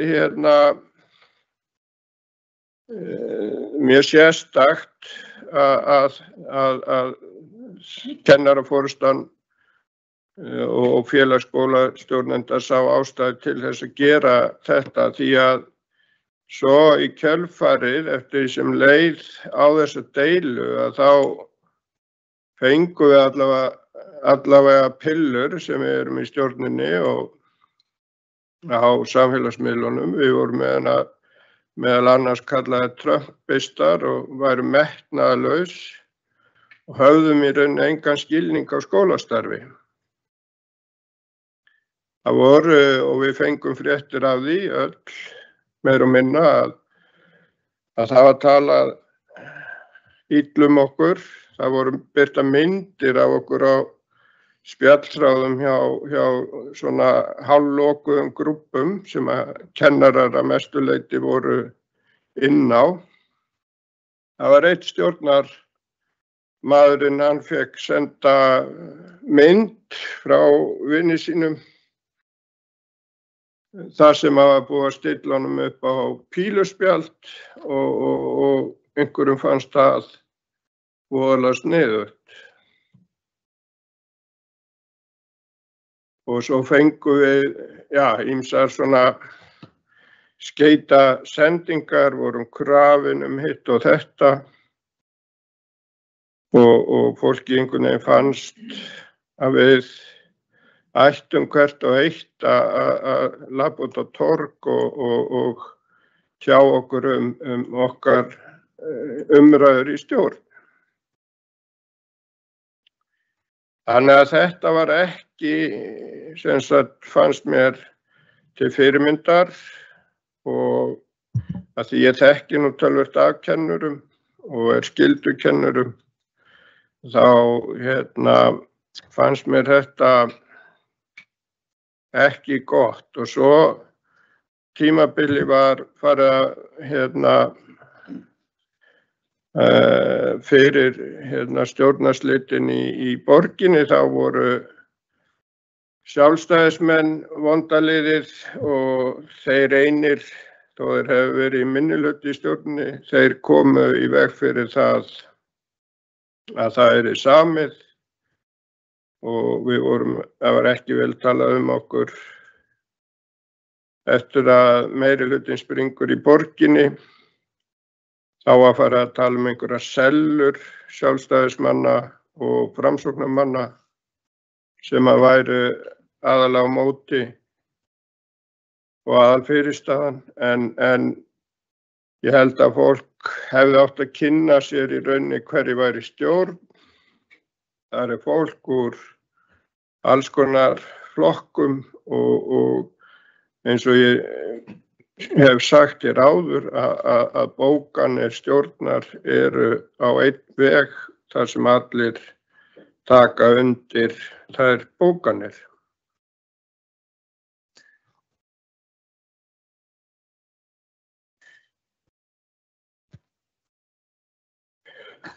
En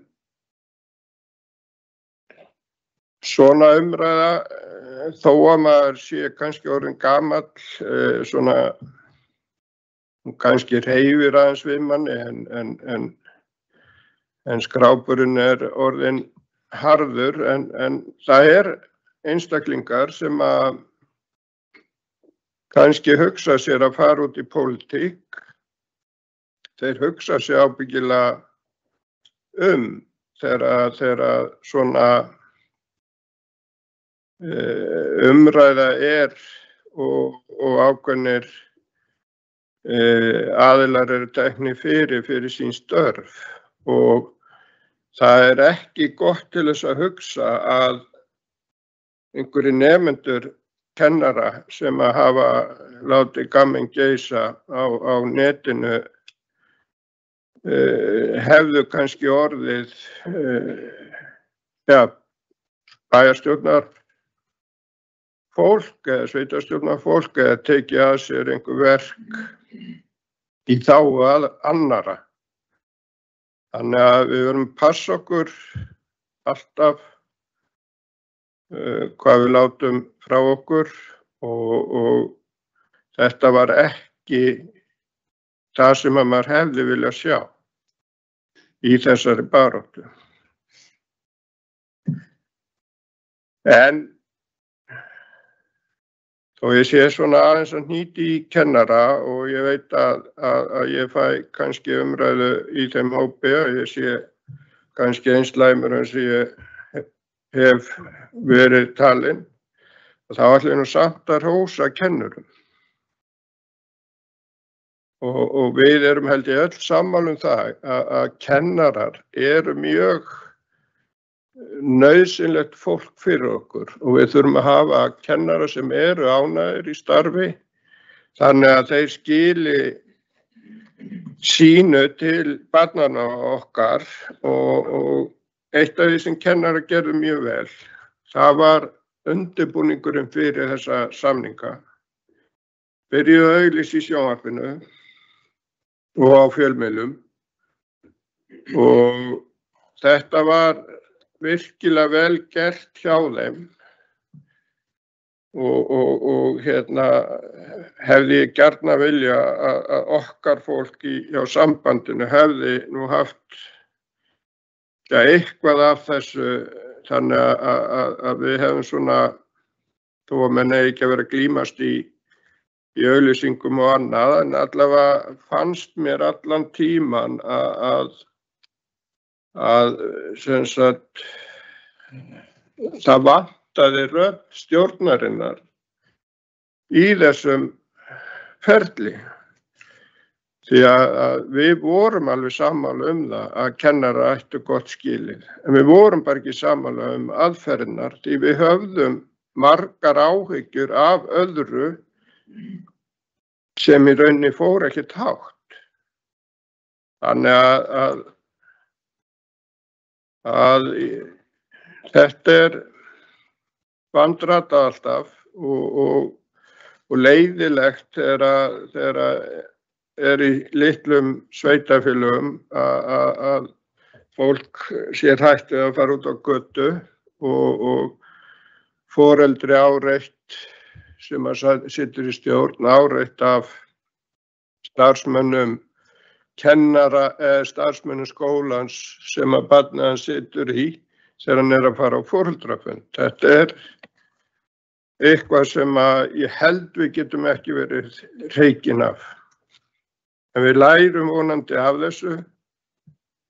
Ég vona að þetta ferli sem þó komið í gang núna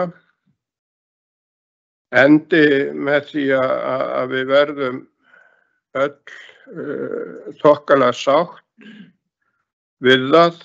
Kennarar eiga alveg inni, það alveg klárt. Hvað eiga mikið inni, það veit ég ekki. Ég held að það sé stóra málið að finna út úr því.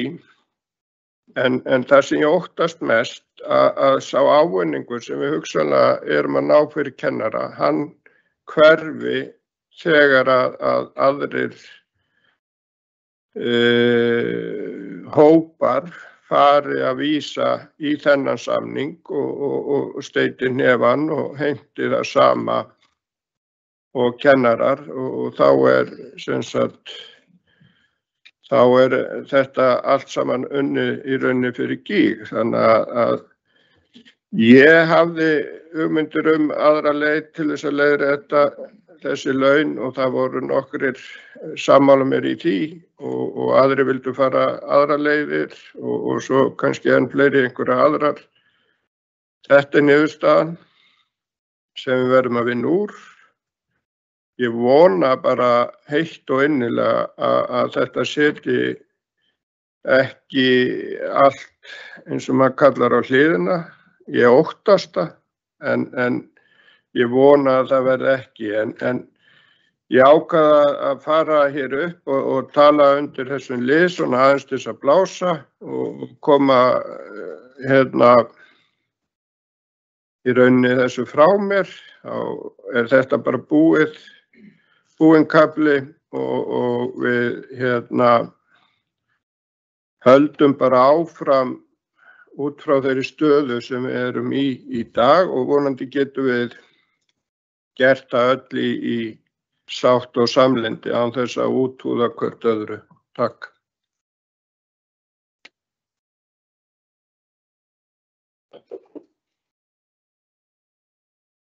Takk fyrir, bæjarfulltrúi Einar Brandsson.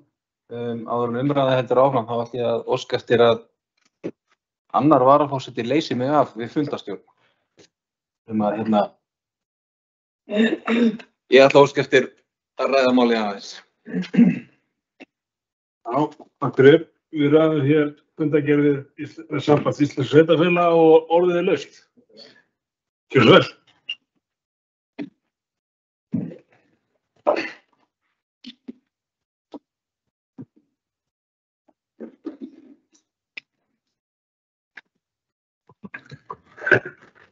Forseti, ágætu bæjarfulltrúar. Eins og allir vita hér inni og örugglega margir sem áhorfa, þá starfa ég sem kennari. Og það búið að vera mjög flókin staða að vera í undanfarið að vera bæði bæjarfulltrúi og kennari. Ég hef gætt þess að vera hvergi á fundum þar sem að þetta mál hefur verið til umræðu. Nú hins vegar búið að ganga frá kjarasamningi. Þannig að hvað sem ég segi hér, þá ekki hægt að segja að ég sé að reyna að hafa áhrif á gang kjaraviðræðna eða mín persónlegu launakjör. Það máli frágengið. Þess vegna ætla ég að leyfa mér að taka þátt í þessari umræðu. Ég ætla ekki að fara í eins löngu máli í gegnum hlutina eins og bæjarfulltrúi Einar Brandsson gerði og ætla ekki að reyna að svara öllu sem að kom fram í hans löngu tölu eða bregðast við öllu sem að þar kom fram. Hann þekkir auðvitað atburðarásina eins og hann lýst henni á vettvangi stjórnarsambandsins og ég þekki atburðarásina frá annarri hlið sem almennur kennari og það eru upplýsingar sem að ég fékk bara sem venjulegu kennari út á örkinni frá mínu stéttarfélagi, Kennarasambandi Íslands. En ég verður reyndar að segja það og það kemur kannski inn á það sem að bæjarfulltrúi Einar Brandsson svona lauk sinni tölu á hér áðan þegar hann talaði upplýsingamálin, svona PR-málin, að oft á tíðum og bara lungan af þessu langa ferli sem að þessar kjaraviðræður voru, þá fannst mér ég fá miklu betri og meiri upplýsingar frá mínu stéttarfélagi sem kennari heldur en ég fékk frá Sambandi Íslenskra sveitarfélaga sem bæjarfulltrúi. Bæjarfulltrúar og bara almennt sveitarstjórnarfólk út um landið held ég að hafi bara ekki verið sérstaklega vel upplýst gang mála í þessari kjaradeilu og hvað það væri sem var verið að ræða eða hvað væri upp á borðinu.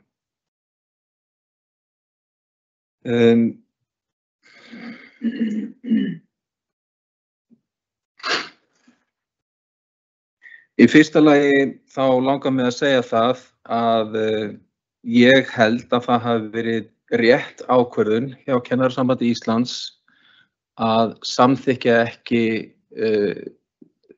tillöguna sem var lögð fram í lok janúar og bæjarfulltrúi Einar Brandsson kom inn á. Ég held að hafi rétt út frá þeirra sjónarmiði.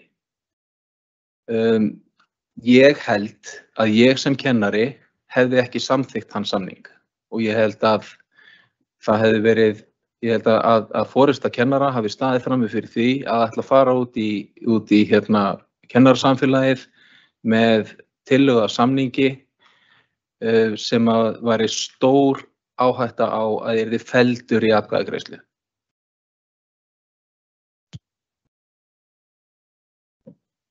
Ég hef langa hríð verið mjög óánægður með launin mín sem kennari. Og það bara staðan. Myndin sem að formaður Kennarasambandsins dró upp og sýndi mjög oft í fjölmiðlum, þar sem að hann var með við vorum með svona punkta sem að táknuðu launasetningu ákveðinna stétta á 2 ásum. Og hann orðaði það þannig í einhverju viðtali að kennara væri út í Eldey en langaði að komast til Siglufjarðar. Eldey, eins og við vitum, neðst og lengst til vinstri á öllum kortum af Íslandi. Það að vera lengst til vinstri þýðir lægst í grunnlaunum. Þar voru kennarar. Það að vera neðst þýðir eiga minnsta möguleika á að hækka launin sín með því að bæta við sig námi, með því að bæta við sig þekkingu, með því að bæta við sig, jafnvel að bæta við sig vinnu. Kennarar höfðu minnsta möguleika á þessu. Þetta var staðan sem að KÍ stóð frammi fyrir farandi inn í þessar samningaviðræður. Að þarna voru kennarar launasettir.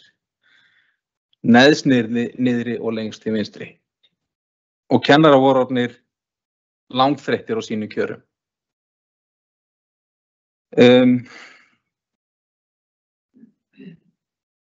Bæjarfulltrúinn Einar Brandsson kom inn á það að hann teldi að það hefði ekki verið gott að KÍ skyldi koma sameinað fram og semja fyrir öll sín aðildarfélög í einu. Þá skulum við velta fyrir okkur ástæðunni fyrir því að KÍ kom sameinað fram. Hún bara ein. KÍ kom sameinað fram til að knýja á efndir samkomulags frá árinu 2016. Og ég alveg búinn að heyra að það sé búið að vera að vinna að því að efna þetta samkomulag. Kennarar hafi sagt sig frá þeirri vinnu. Þá má velta fyrir sér af hverju sögðu kennarar sig frá þeirri vinnu. Gæti það verið að því að þeim hafi hvorki fundist ganga né reka í þeirri vinnu.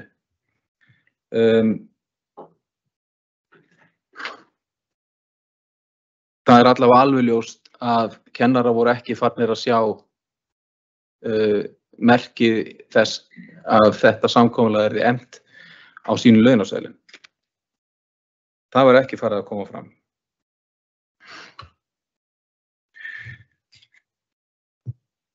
Varðandi áhrif þessara samninga á vinnumarkaðinn og aðra aðila vinnumarkaðarins, þá held ég að það sé algjört grundvallaratriði að við sveitarfélögin og samtök kennara tölum einum rómi rökstuðning samningsins, rökstuðning þessara hækkana, sem í fyrsta lagi það að kennarar hafa verið lengi skildir eftir.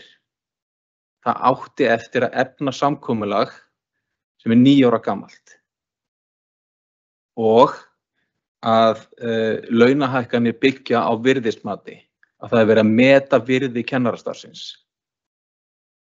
Þetta tvennt skapar ekki nýjan grunn fyrir aðra hópa launafólks til að sækja á hækkanir.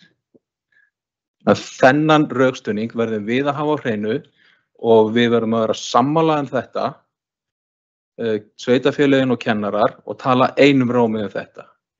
Og gefa ekki færi á einhverjum mistúlkunum á þessu.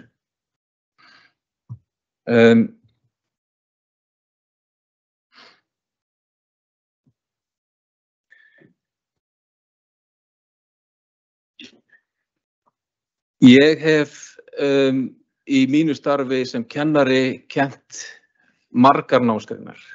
Meðal annars hef ég kennt samfélagsgreinar og þar á meðal hef ég kennt úlingum stjórnmál.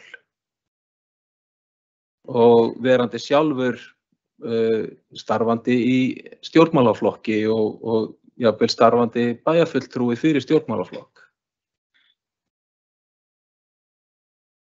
Það alveg skýrt og þetta bara grundvallaratriði í sjálfsmynd kennarans og bara þeim siðareglum sem við kennarar held ég bara förum eftir í okkar starfi, að við gerum skýran greinarmun á því sem við gerum í okkar lífi sem einstaklingar og því sem við berum síðan á borð fyrir nemendur okkar inn í kennslustundum. Og ég hef að minnsta kosti gert mitt allra besta og vandað mig mjög mikið í því að þegar ég að fjalla stjórnmál með nemendum mínum að þá gæti ég fyllsta hlutleysis og ég fjalli af hlutleysi allar hliðar stjórnmálana, allar mismunandi hugmyndir og stjórnmálastefnur. Vegna þess að markmið fræðslunar ekki að móta skoðanir nemenda. Markmið fræðslunar að fræða, svo nemendur geti síðan móta sína skoðanir. Og ég held að kennurum sé yfirhöfuð treystandi til þess að gera þetta, að gera greinarmun á því sem að þeir segja og gera sjálfir í sínu lífi og því sem að þeir fara síðan með inn í kennslustofur. Þessu fylgir síðan að kennara verða að fá að vera einstaklingar líka. Kennarar verða að fá að vera einstaklingar sem að hafa skoðanir, sem að verða reiðir, sem að hafa tilfinningar og bera þær á borð og svo framvegis.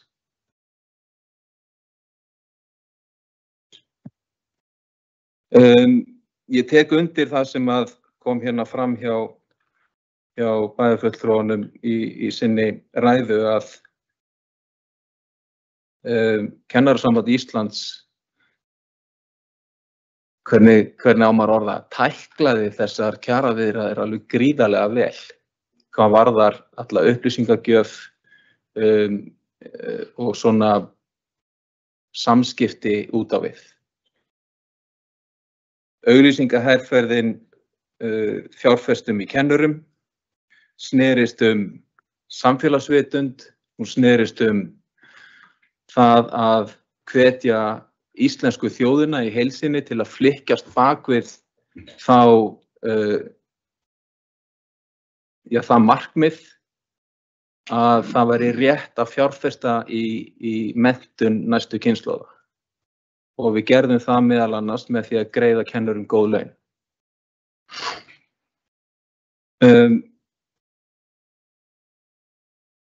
Mér fannst vera góður bragur á þessari auglýsingaherferð og hún tókst mjög vel og lagði grunninn að því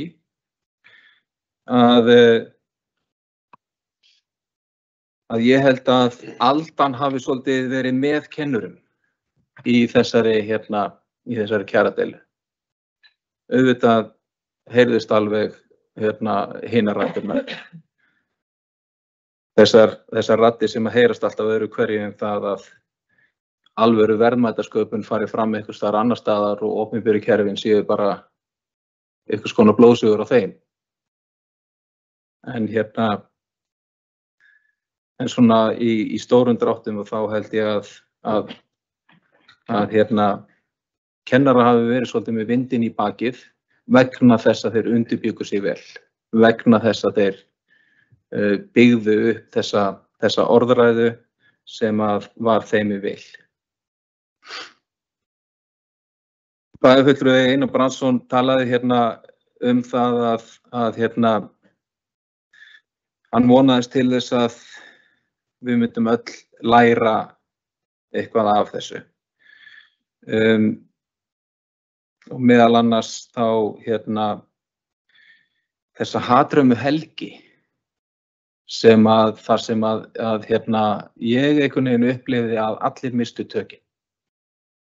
Ég held að hafi ekki verið hvatning frá Kennarasambandi Íslands sem var til þess að fólk var farið að kalla nöfn einstaka stjórnarmanna í sambandinu eða hengja andlitsmyndir að þeim á píluspjöld. Og ég tek undir það að það var ekki sómi af þessu. Þetta var ekki gott. Og ég hafði ekki smekk fyrir þessum látum, bara svo ég segi það alveg skýrt. Og það grátlega í þessu að það kom síðan í ljós á þriðju deginum eftir þessa helgi, á sama tíma og við vorum hér með bæjarstjórnarfund, þar sem að kennarar fylktu liði á fund bæjarstjórnar og ég verð að segja bara fyrir mig að það fyllti mig stolti að sjá kollega mína koma hér á fund bæjarstjórnar. Þau færðu okkur ályktun og samtakamáttur þeirra fyllti mig stolti. Þó svo að ég hefði gjarnan vilja vera laus við ákveðin nafnaköll en að þá var þetta bara svona hvert ætli sé íslensku orðið yfir happening. Þetta var svona atburður sem að mér fannst bara vera sómi að. Ég ætla ekkert að fara út í það hvernig síðan orðræðan varð á eftir vegna þess að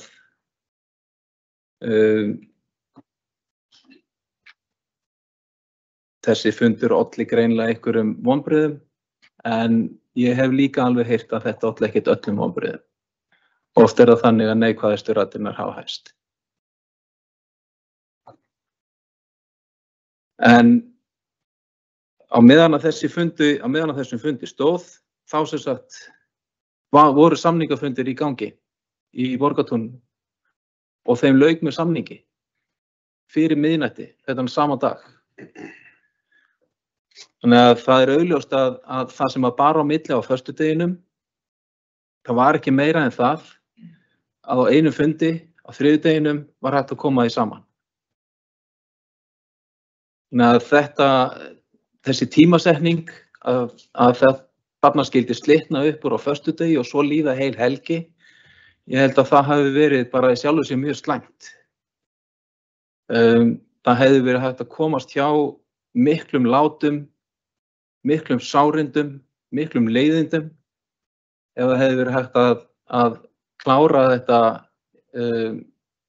bara á styttri tímalínu. Og ekki hefði þurft að líða heil helgi þar sem að fólk einhvern veginn sat bara í reiðinu og vonbrigðunum og leitaði að fólki til að kenna Það aldrei góð leið, það aldrei gott að fara að leita að einstaklingum til að kenna Og ég bara tek undir það með bæjarfulltrúanum að mér fannst bara ekki svo með því. En þá aftur á því, hvað ætlum við að læra af þessu? Hvað ætlum við sveitarfélögin að læra af þessu?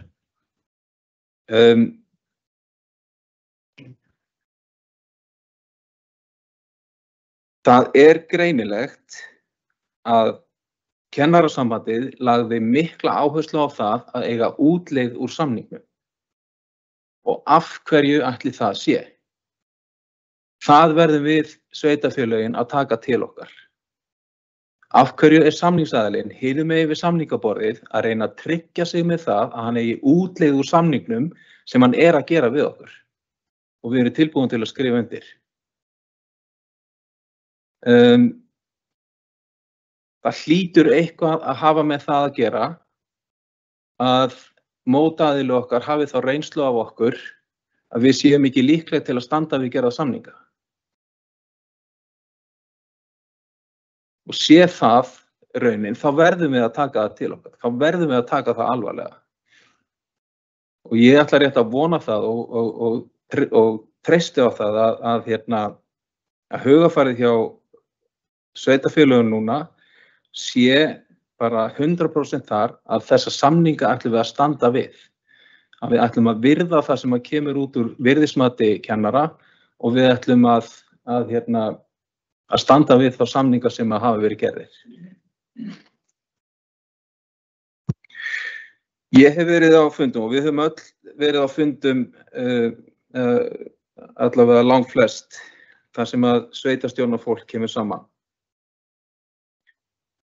Og ég hef upplifað það á fundum þar sem sveitarstjórnarfólk kemur saman að það standi upp fólk, annaðhvort framkvæmdastjóra sveitarfélaga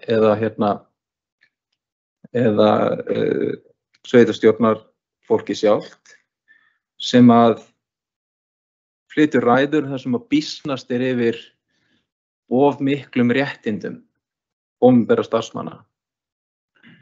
Hvað þau séu kostnaðarsöm, hvað þetta sé þungur baggi og hversu mikilvægt það sé að reyna að ná þessum réttindum af fólki. Jafnvel réttindum sem eru bara bundin í lög og við höfum í rauninni ekkert að segja þess vegna. Og ég hef velt fyrir mér hvað gengur fólki til með það. Að virðast þrá það að geta minnkað réttindi fólks, starfsmanna sinna. Eins og við þráum það að verða verri vinnuveitandi en við erum. Það í raun og veru það sem við viljum. Hitt hins vegar allt annað mál og algjörlega samkeppnismál að þessi réttindi, þau alveg einhvers virði. Og það samtal alveg vert að taka við samningaborðið. Og það alveg vert að auka vitund fólks það. Að þau réttindi sem við höfum, þau einhvers virði.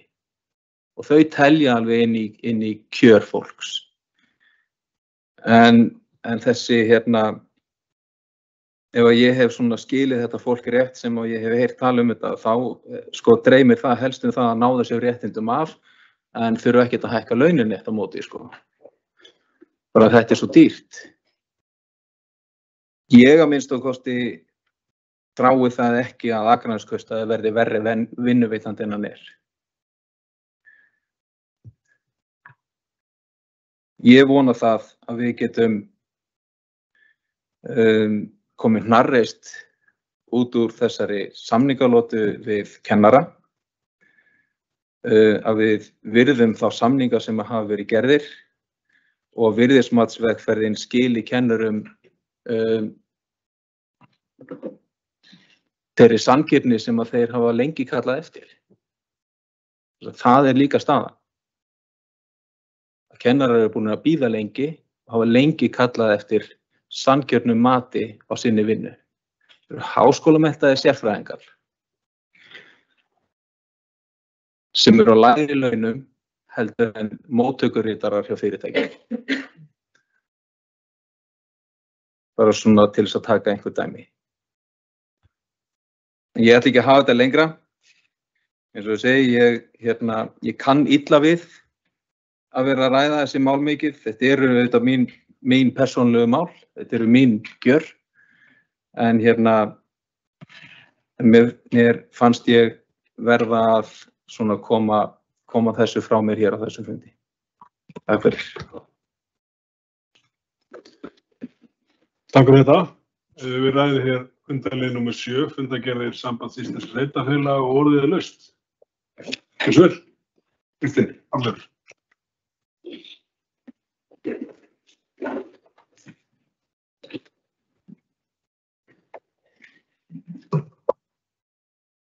Forseti, ágætu bæjarfulltrúar.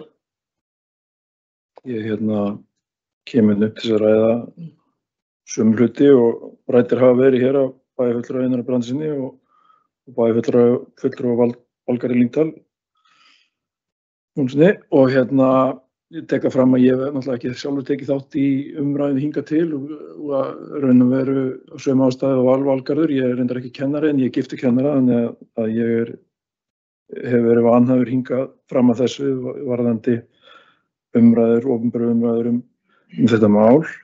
Ég ætla nú ekki að hafa þetta langt. Þetta var ágætis yfirferð hjá bæjarfulltrúanum Einari Brandtssyni varðandi hans svona þessa sögu sem að sambandið hefur að segja okkur og stjórnin, og eins og ég sé þetta svona með við þá yfirferð, þá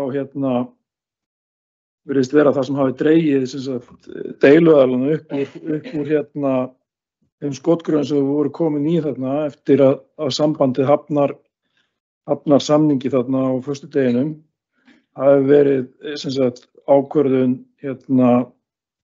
formannsins, Heiðbjargar Hilmisdóttir,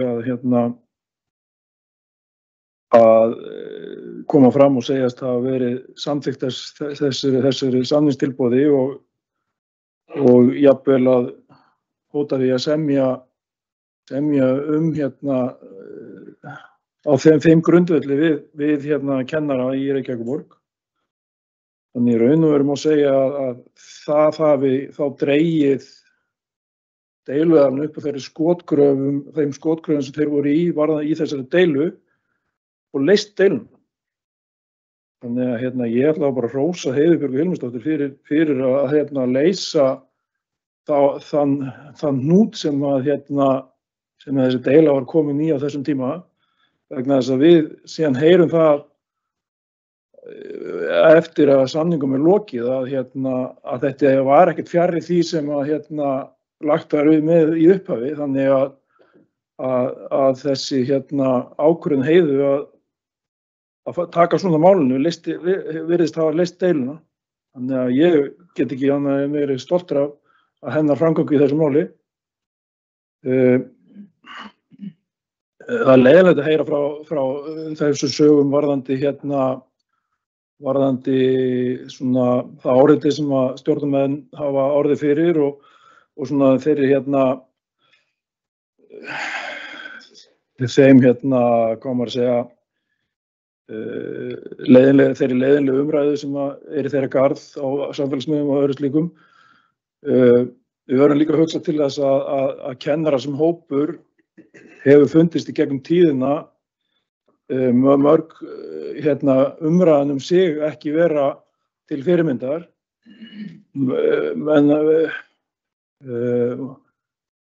Menn nefna til dæmis, kennarar tala linnulausar árásir, til dæmis samtaka eins og viðskiptaráðs sem birtir í sífellu greinar og sem að tala niður störf kennara, mistúlka hugsanlega niðurstöður og svona setja upp kennslustarfið á mjög neikvæðan hátt og þá hópinn allan tala frekar neikvætt hann á opinberu vettvangi. Við verðum að sem vinnuveitendur kennara verðum við náttúrulega líka að standa með þeim í þeirri umræðu og bæjarfulltrúi Einar Brjánsson talar að þessi umræða fæli fólk hugsanlega frá pólitískum störfum og taka þátt í sveitarstjórnarmálum og öðru slíku. Það er alveg rétt. Það er maður fær á sig óvægna gagnrýni varðandi ýmislegt. Við erum tögguð ef ruslagammarnir á Grendastöðunum eru fullir af drasli og drasl liggur fyrir utan þá. Þá er það okkar mál að leysa það og annað slíkt. En við verðum líka að átta okkur á því að leiðinleg umræða störf kennara hefur líka áhrif á nýliðun í því starfi og hvaða menntun ungt fólk sem kemur úr framhaldsskólanum velur sér. Þannig það sem við segjum og það sem viðskiptaráð segir og það sem aðilar á almennu vinnumarkaði segja hefur áhrif inn í okkar störf. Þannig það er alveg lykilatriði að í framhaldi við erum búin að gera samning að við séum ekki að tala hann niður og segja að þetta sé alltaf hátt. Við verðum að tala saman og sameiginlega með forystu kennara það að við séum ánægð með þennan samning og kennarar hafi átt þessa hækkun inn og eigi inn í þetta virðismat. Annars erum við bara að gefa öðrum hópum sem að horfa nú til þessa samnings til að reyna að fá auknar hækkanir og sumir, vissulega erum við með fólk á lægri launum með minni menntun sem horfir til þessa. Við verðum að tala einu máli gildi þessara starfa og þau séu metin til verðmæta. Þannig að við getum ekki verið að tala samning sem við gerum sjálf niður í framhaldinu. Meira ætla ég ekki að segja sinni. Takk fyrir þetta. Orðið laust. Einar Brjánsson, fyrir vel.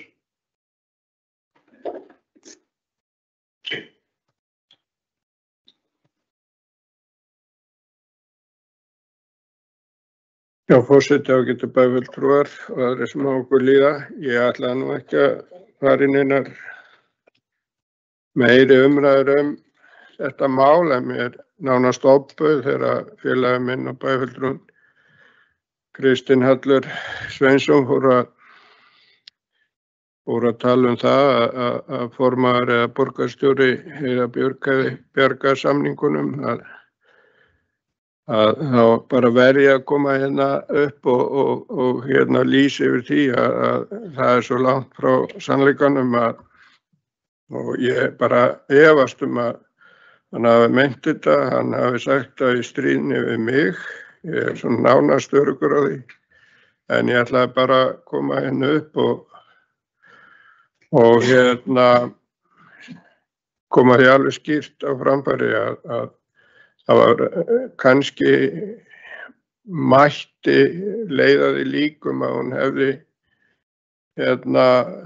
hjálpað til með því að gera í rauninni stjórnina vopnlausa í sinni baráttu með sínum vinnubröðum. Þannig að þann hátt kannski má segja að hún hafi hjálpað til en það, og svo kom bæjarfulltrúinn Kristín Hallur inn á það að það hafi verið stutt á milli. Í upphafi var mjög langt á milli. En aðilar og sérstaklega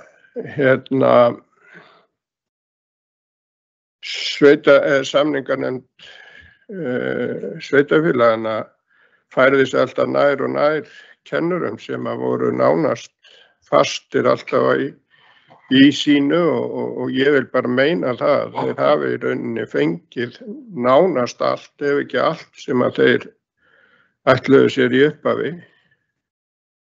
En þegar að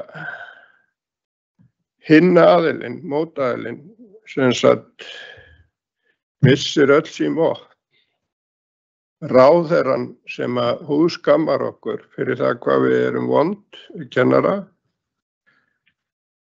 formaðurinn ætlar að semja framhjá helst, ætlar að kanna það og fer í rauninni gegn eigin stjórn. Þannig að það er svo langt frá sannleikanum bæjarfulltrúi Kristín Hallur Sveinsson að hún hafi bjargað samningunum en hún hefur kannski flýtt eða slegið og sló vopnin úr höndum mótaðilans með sínum aðgerðum eins og ráðherrann gerði líka.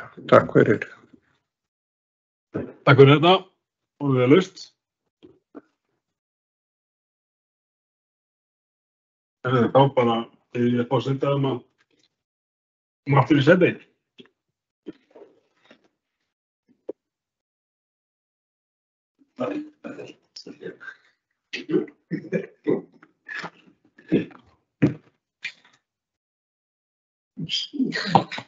Ég þakka öðrum varaforseta fyrir afleysinguna og vekja athygli á því að þetta var í fyrsta skipti sem að annar varaforseti stýrir fundi hér í Vægðarstjórn. Til hamingju með það og það hafi staðist upp yfir. En við erum ennþá með opið þetta mál sem er fundargerðir stjórnar sambandsins og orðið laust. Það heitir Ragnar B. Sæmundsson.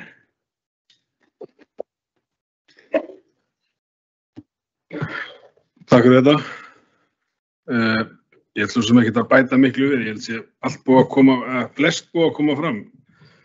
Ég held sé bara mikilvægt á svona tímapunkti og ég held að þessar umræður sýna okkur svolítið að það eru sár á báða bóga og rétt eins og bæjarfulltrúi Einar Brandsson kom inn á að þá þurfa aðilar að fá að blása og það á við aðila í sveitarstjórnum og sambandinu og það alveg eins við í kennarastéttinni og þeim megin. En svo á einhverju tímapunkti þá þurfum við bara að taka höndum saman og horfa fram að við. Það eru komnir á samningar og rétt eins og bæjarfulltrúi Valgarður Lyngdal kom inn áðan að þá er það svolítið okkar að fylgja þeim eftir. Það er ákveðið eða það er vantraust í kennarastéttinni og kom svo persónulega ljós í þessum samningum. Það voru gerðir hér samningar þar sem voru lífeyrisréttindi og átt að fara í ákveðna vinnu sem farið hér vel yfir áðan og við þurfum bara svolítið að læra þeirri reynslu. Í mínum huga er virðismatið algjör lykilsetning í þessum samningum. Við erum að fara bara í ákveðna vegferð með kennurum og starfsmönnum skólana sem við höfum, sveitarfélögin, höfum farið með allflesta aðra samninga sem við höfum verið að gera í gegnum. Þannig að það er vinnan framundan og ég ætla rétt að vona og ég mun að leggja mitt á vogarskálarnar að sú vinna bara gangi vel. Við erum sveitarfélag og við höfum rödd og við getum alveg látið okkar rödd heyrast út af við. Og eins og ég segi, það eru komnir á samningar og menn geta haft alls konar skoðanir á þeim kennarar eins og allar stéttir hefðu auðvitað vilja meira. Sveitarfélögin og bæjarfulltrúar, sveitarstjórnarfulltrúar alltaf í því hlutverki að þeir eru að hugsa heildina. Verkefni okkar núna bara svolítið að kljúfa þessa samninga, þessi aukna, þessi upphæð sem kemur inn aukalega. Vissulega vorum við með hér ákveðið fjármagni í varasjóð sem reyndar uppurður í aðra samninga, en það á ekki að hafa áhrif á þetta. Þetta bara, það eðlilegt að þessi stétt, alveg eins og aðra stéttir, sæki sína kjarabætur og við þurfum alveg að segja, bara að gefa okkur smá tíma núna og kannski líka bara læra aðeins af þessu. Hvað fór úrskeiðis? Ef að ég bara tala fyrir mig og segi til dæmis bara eins og búið að koma inn á sambandið, upplýsingagjöf. Við erum með formann samninganefndar sem eiginlega PR-fulltrúinn í þessu og virtist á tímabili hjá kennarastéttinni vera að koma með horn og hala. Það held ég ekki gott inn í svona samninga. Við mínum huga þá mega kjaramál aldrei verða pólitísk, eins og þau voru orðið núna svolítið í restinu. Það sem þetta var orðið bara búið að stilla upp pólitík á móti kennurum. Það má aldrei verða og bara eins og við sáum ekki líklegt til árangurs. Ég held að við sáum líka margt núna síðustu dagana þar sem ég held við getum alveg verið sammála að margir kennarar eða margir úr þessum sem tilheyra þessum félögum ákváðu að fara í mannin ekki boltan. Og það bara eitt sem við þurfum bara að læra af. Og ég var alveg svona ákveðin skilning upp að ákveðinu marki þar sem bara það komin hiti í þetta. Mönnum finnst að lengi hafa verið sniðgengnir og sviknir, en við verðum samt að gera betur. Og það á við alla. Og ég held bara, núna tími svolítið til að gera þetta upp, svo þurfum við bara í sameiningu að horfa fram á við, klára þessa samninga, af því að það bara gríðarlega mikilvægt fyrir okkur öll að það sé sátt á þessu markaði. Bæjarfulltrúi Valgarður Lyngdal kom inn á auglýsingaherferðina fjárfestum í kennurum sem var bara mjög góð og gaf svolítið tóninn í upphafi. Og það var svolítið tvíþætt herferð. Það var annars vegar að koma inn á þennan launamun og svo hins vegar það vantar gríðarlega mikið af fagfólki inn í stéttinni. Og þar þurfum við líka sem bæjarfélagar að gera betur og segja frá því í raun og veru hvað við erum í frábæri stöðu á Akranesi. Við viljum auðvitað alltaf gera betur en við erum samt í frábæri stöðu. Við sjáum það þegar Teigasel fer til dæmis í verkfall, þá 67% starfsmanna sem greiða í KÍ. Ég var að fletta í gær var að vafra á netinu og þar dettin á grein á heimildinni þar sem leikari í Reykjavík ákveður að sækja á leikskóla til að koma dóttur sinni að og verður deildarstjóri á leikskóla. Þetta ábyggilega bara vænsti maður, þessi leikari, en við hljótum öll að vera sammála að það vantar eitthvað svona upp á þetta faglega. Og þegar leikskólar kannski komið í þá stöðu að þú ræður bara þann sem kemur inn á götunni og með einhvers konar menntun sem deildarstjóra, við erum langt í frá að þetta sé okkar raunveruleiki. Hér erum við með hátt menntunarstig og við höfum lagt áherslu á það. Þessi bæjarstjórn og bæjarstjórnir undan á síðasta kjörtímabili var til dæmis farið í þá vinnu að greiða í lotum kennurum og eins þeim sem voru með aðra háskólamenntun og voru að sækja sér leyfisbréf. Ég held það sé bara mjög gott. Vegna þess að þeim tímapunkti voru líka komin í svolítið þá stöðu að sér í lagi í leikskólanum þá var meðalaldurinn að hækka töluvert. Það hefði komið smá gap og við verðum að passa að það gerist ekki. Við verðum að halda þessu endastigi. En við höfum líka að vera duglega að segja frá því hvernig staðan hér. Þegar maður horfði á þessar auglýsingar þá mátti svolítið skilja að þetta væri allt landið. Þegar þetta kannski meira höfuðborgarsvæði. Þannig að það margt sem við megum læra af þessu, en fyrst og fremst held ég núna sé bara svolítið að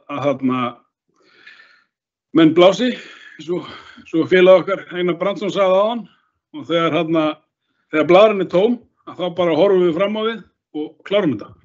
Takk fyrir. Takk fyrir, bæjarfulltrúi Ragnar B. Sæmundsson. Fleiri sem óska eftir að ræða fundargerðir sambandsins.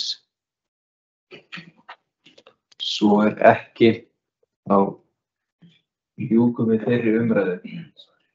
Og förum í 8. fundarlið, málsnúmer 25.01.027 fyrir fundargerðir stjórnar SSV á árinu 2025 og hér er lögð fram fundargerð númer 186 á fundi sem fram fór 29. janúar síðastliðinn. Orðið laust þessa fundargerð stjórnar SSV. Það óskar enginn eftir að ræða. Jú, það er bæjarfulltrúi Ragnar B. Sæmundsson. Gjörðu svo vel. Ég ætla bara eins og alltaf þegar fundargerðir skilar svona seint, þá ætla ég bara sparka aðeins í nefndamenn. Þá þess að 2 sem sitja þá í SSV og biðja það bara að sjá til þess að fundargerðir komi fyrir. Það var ekki meira. Takk fyrir.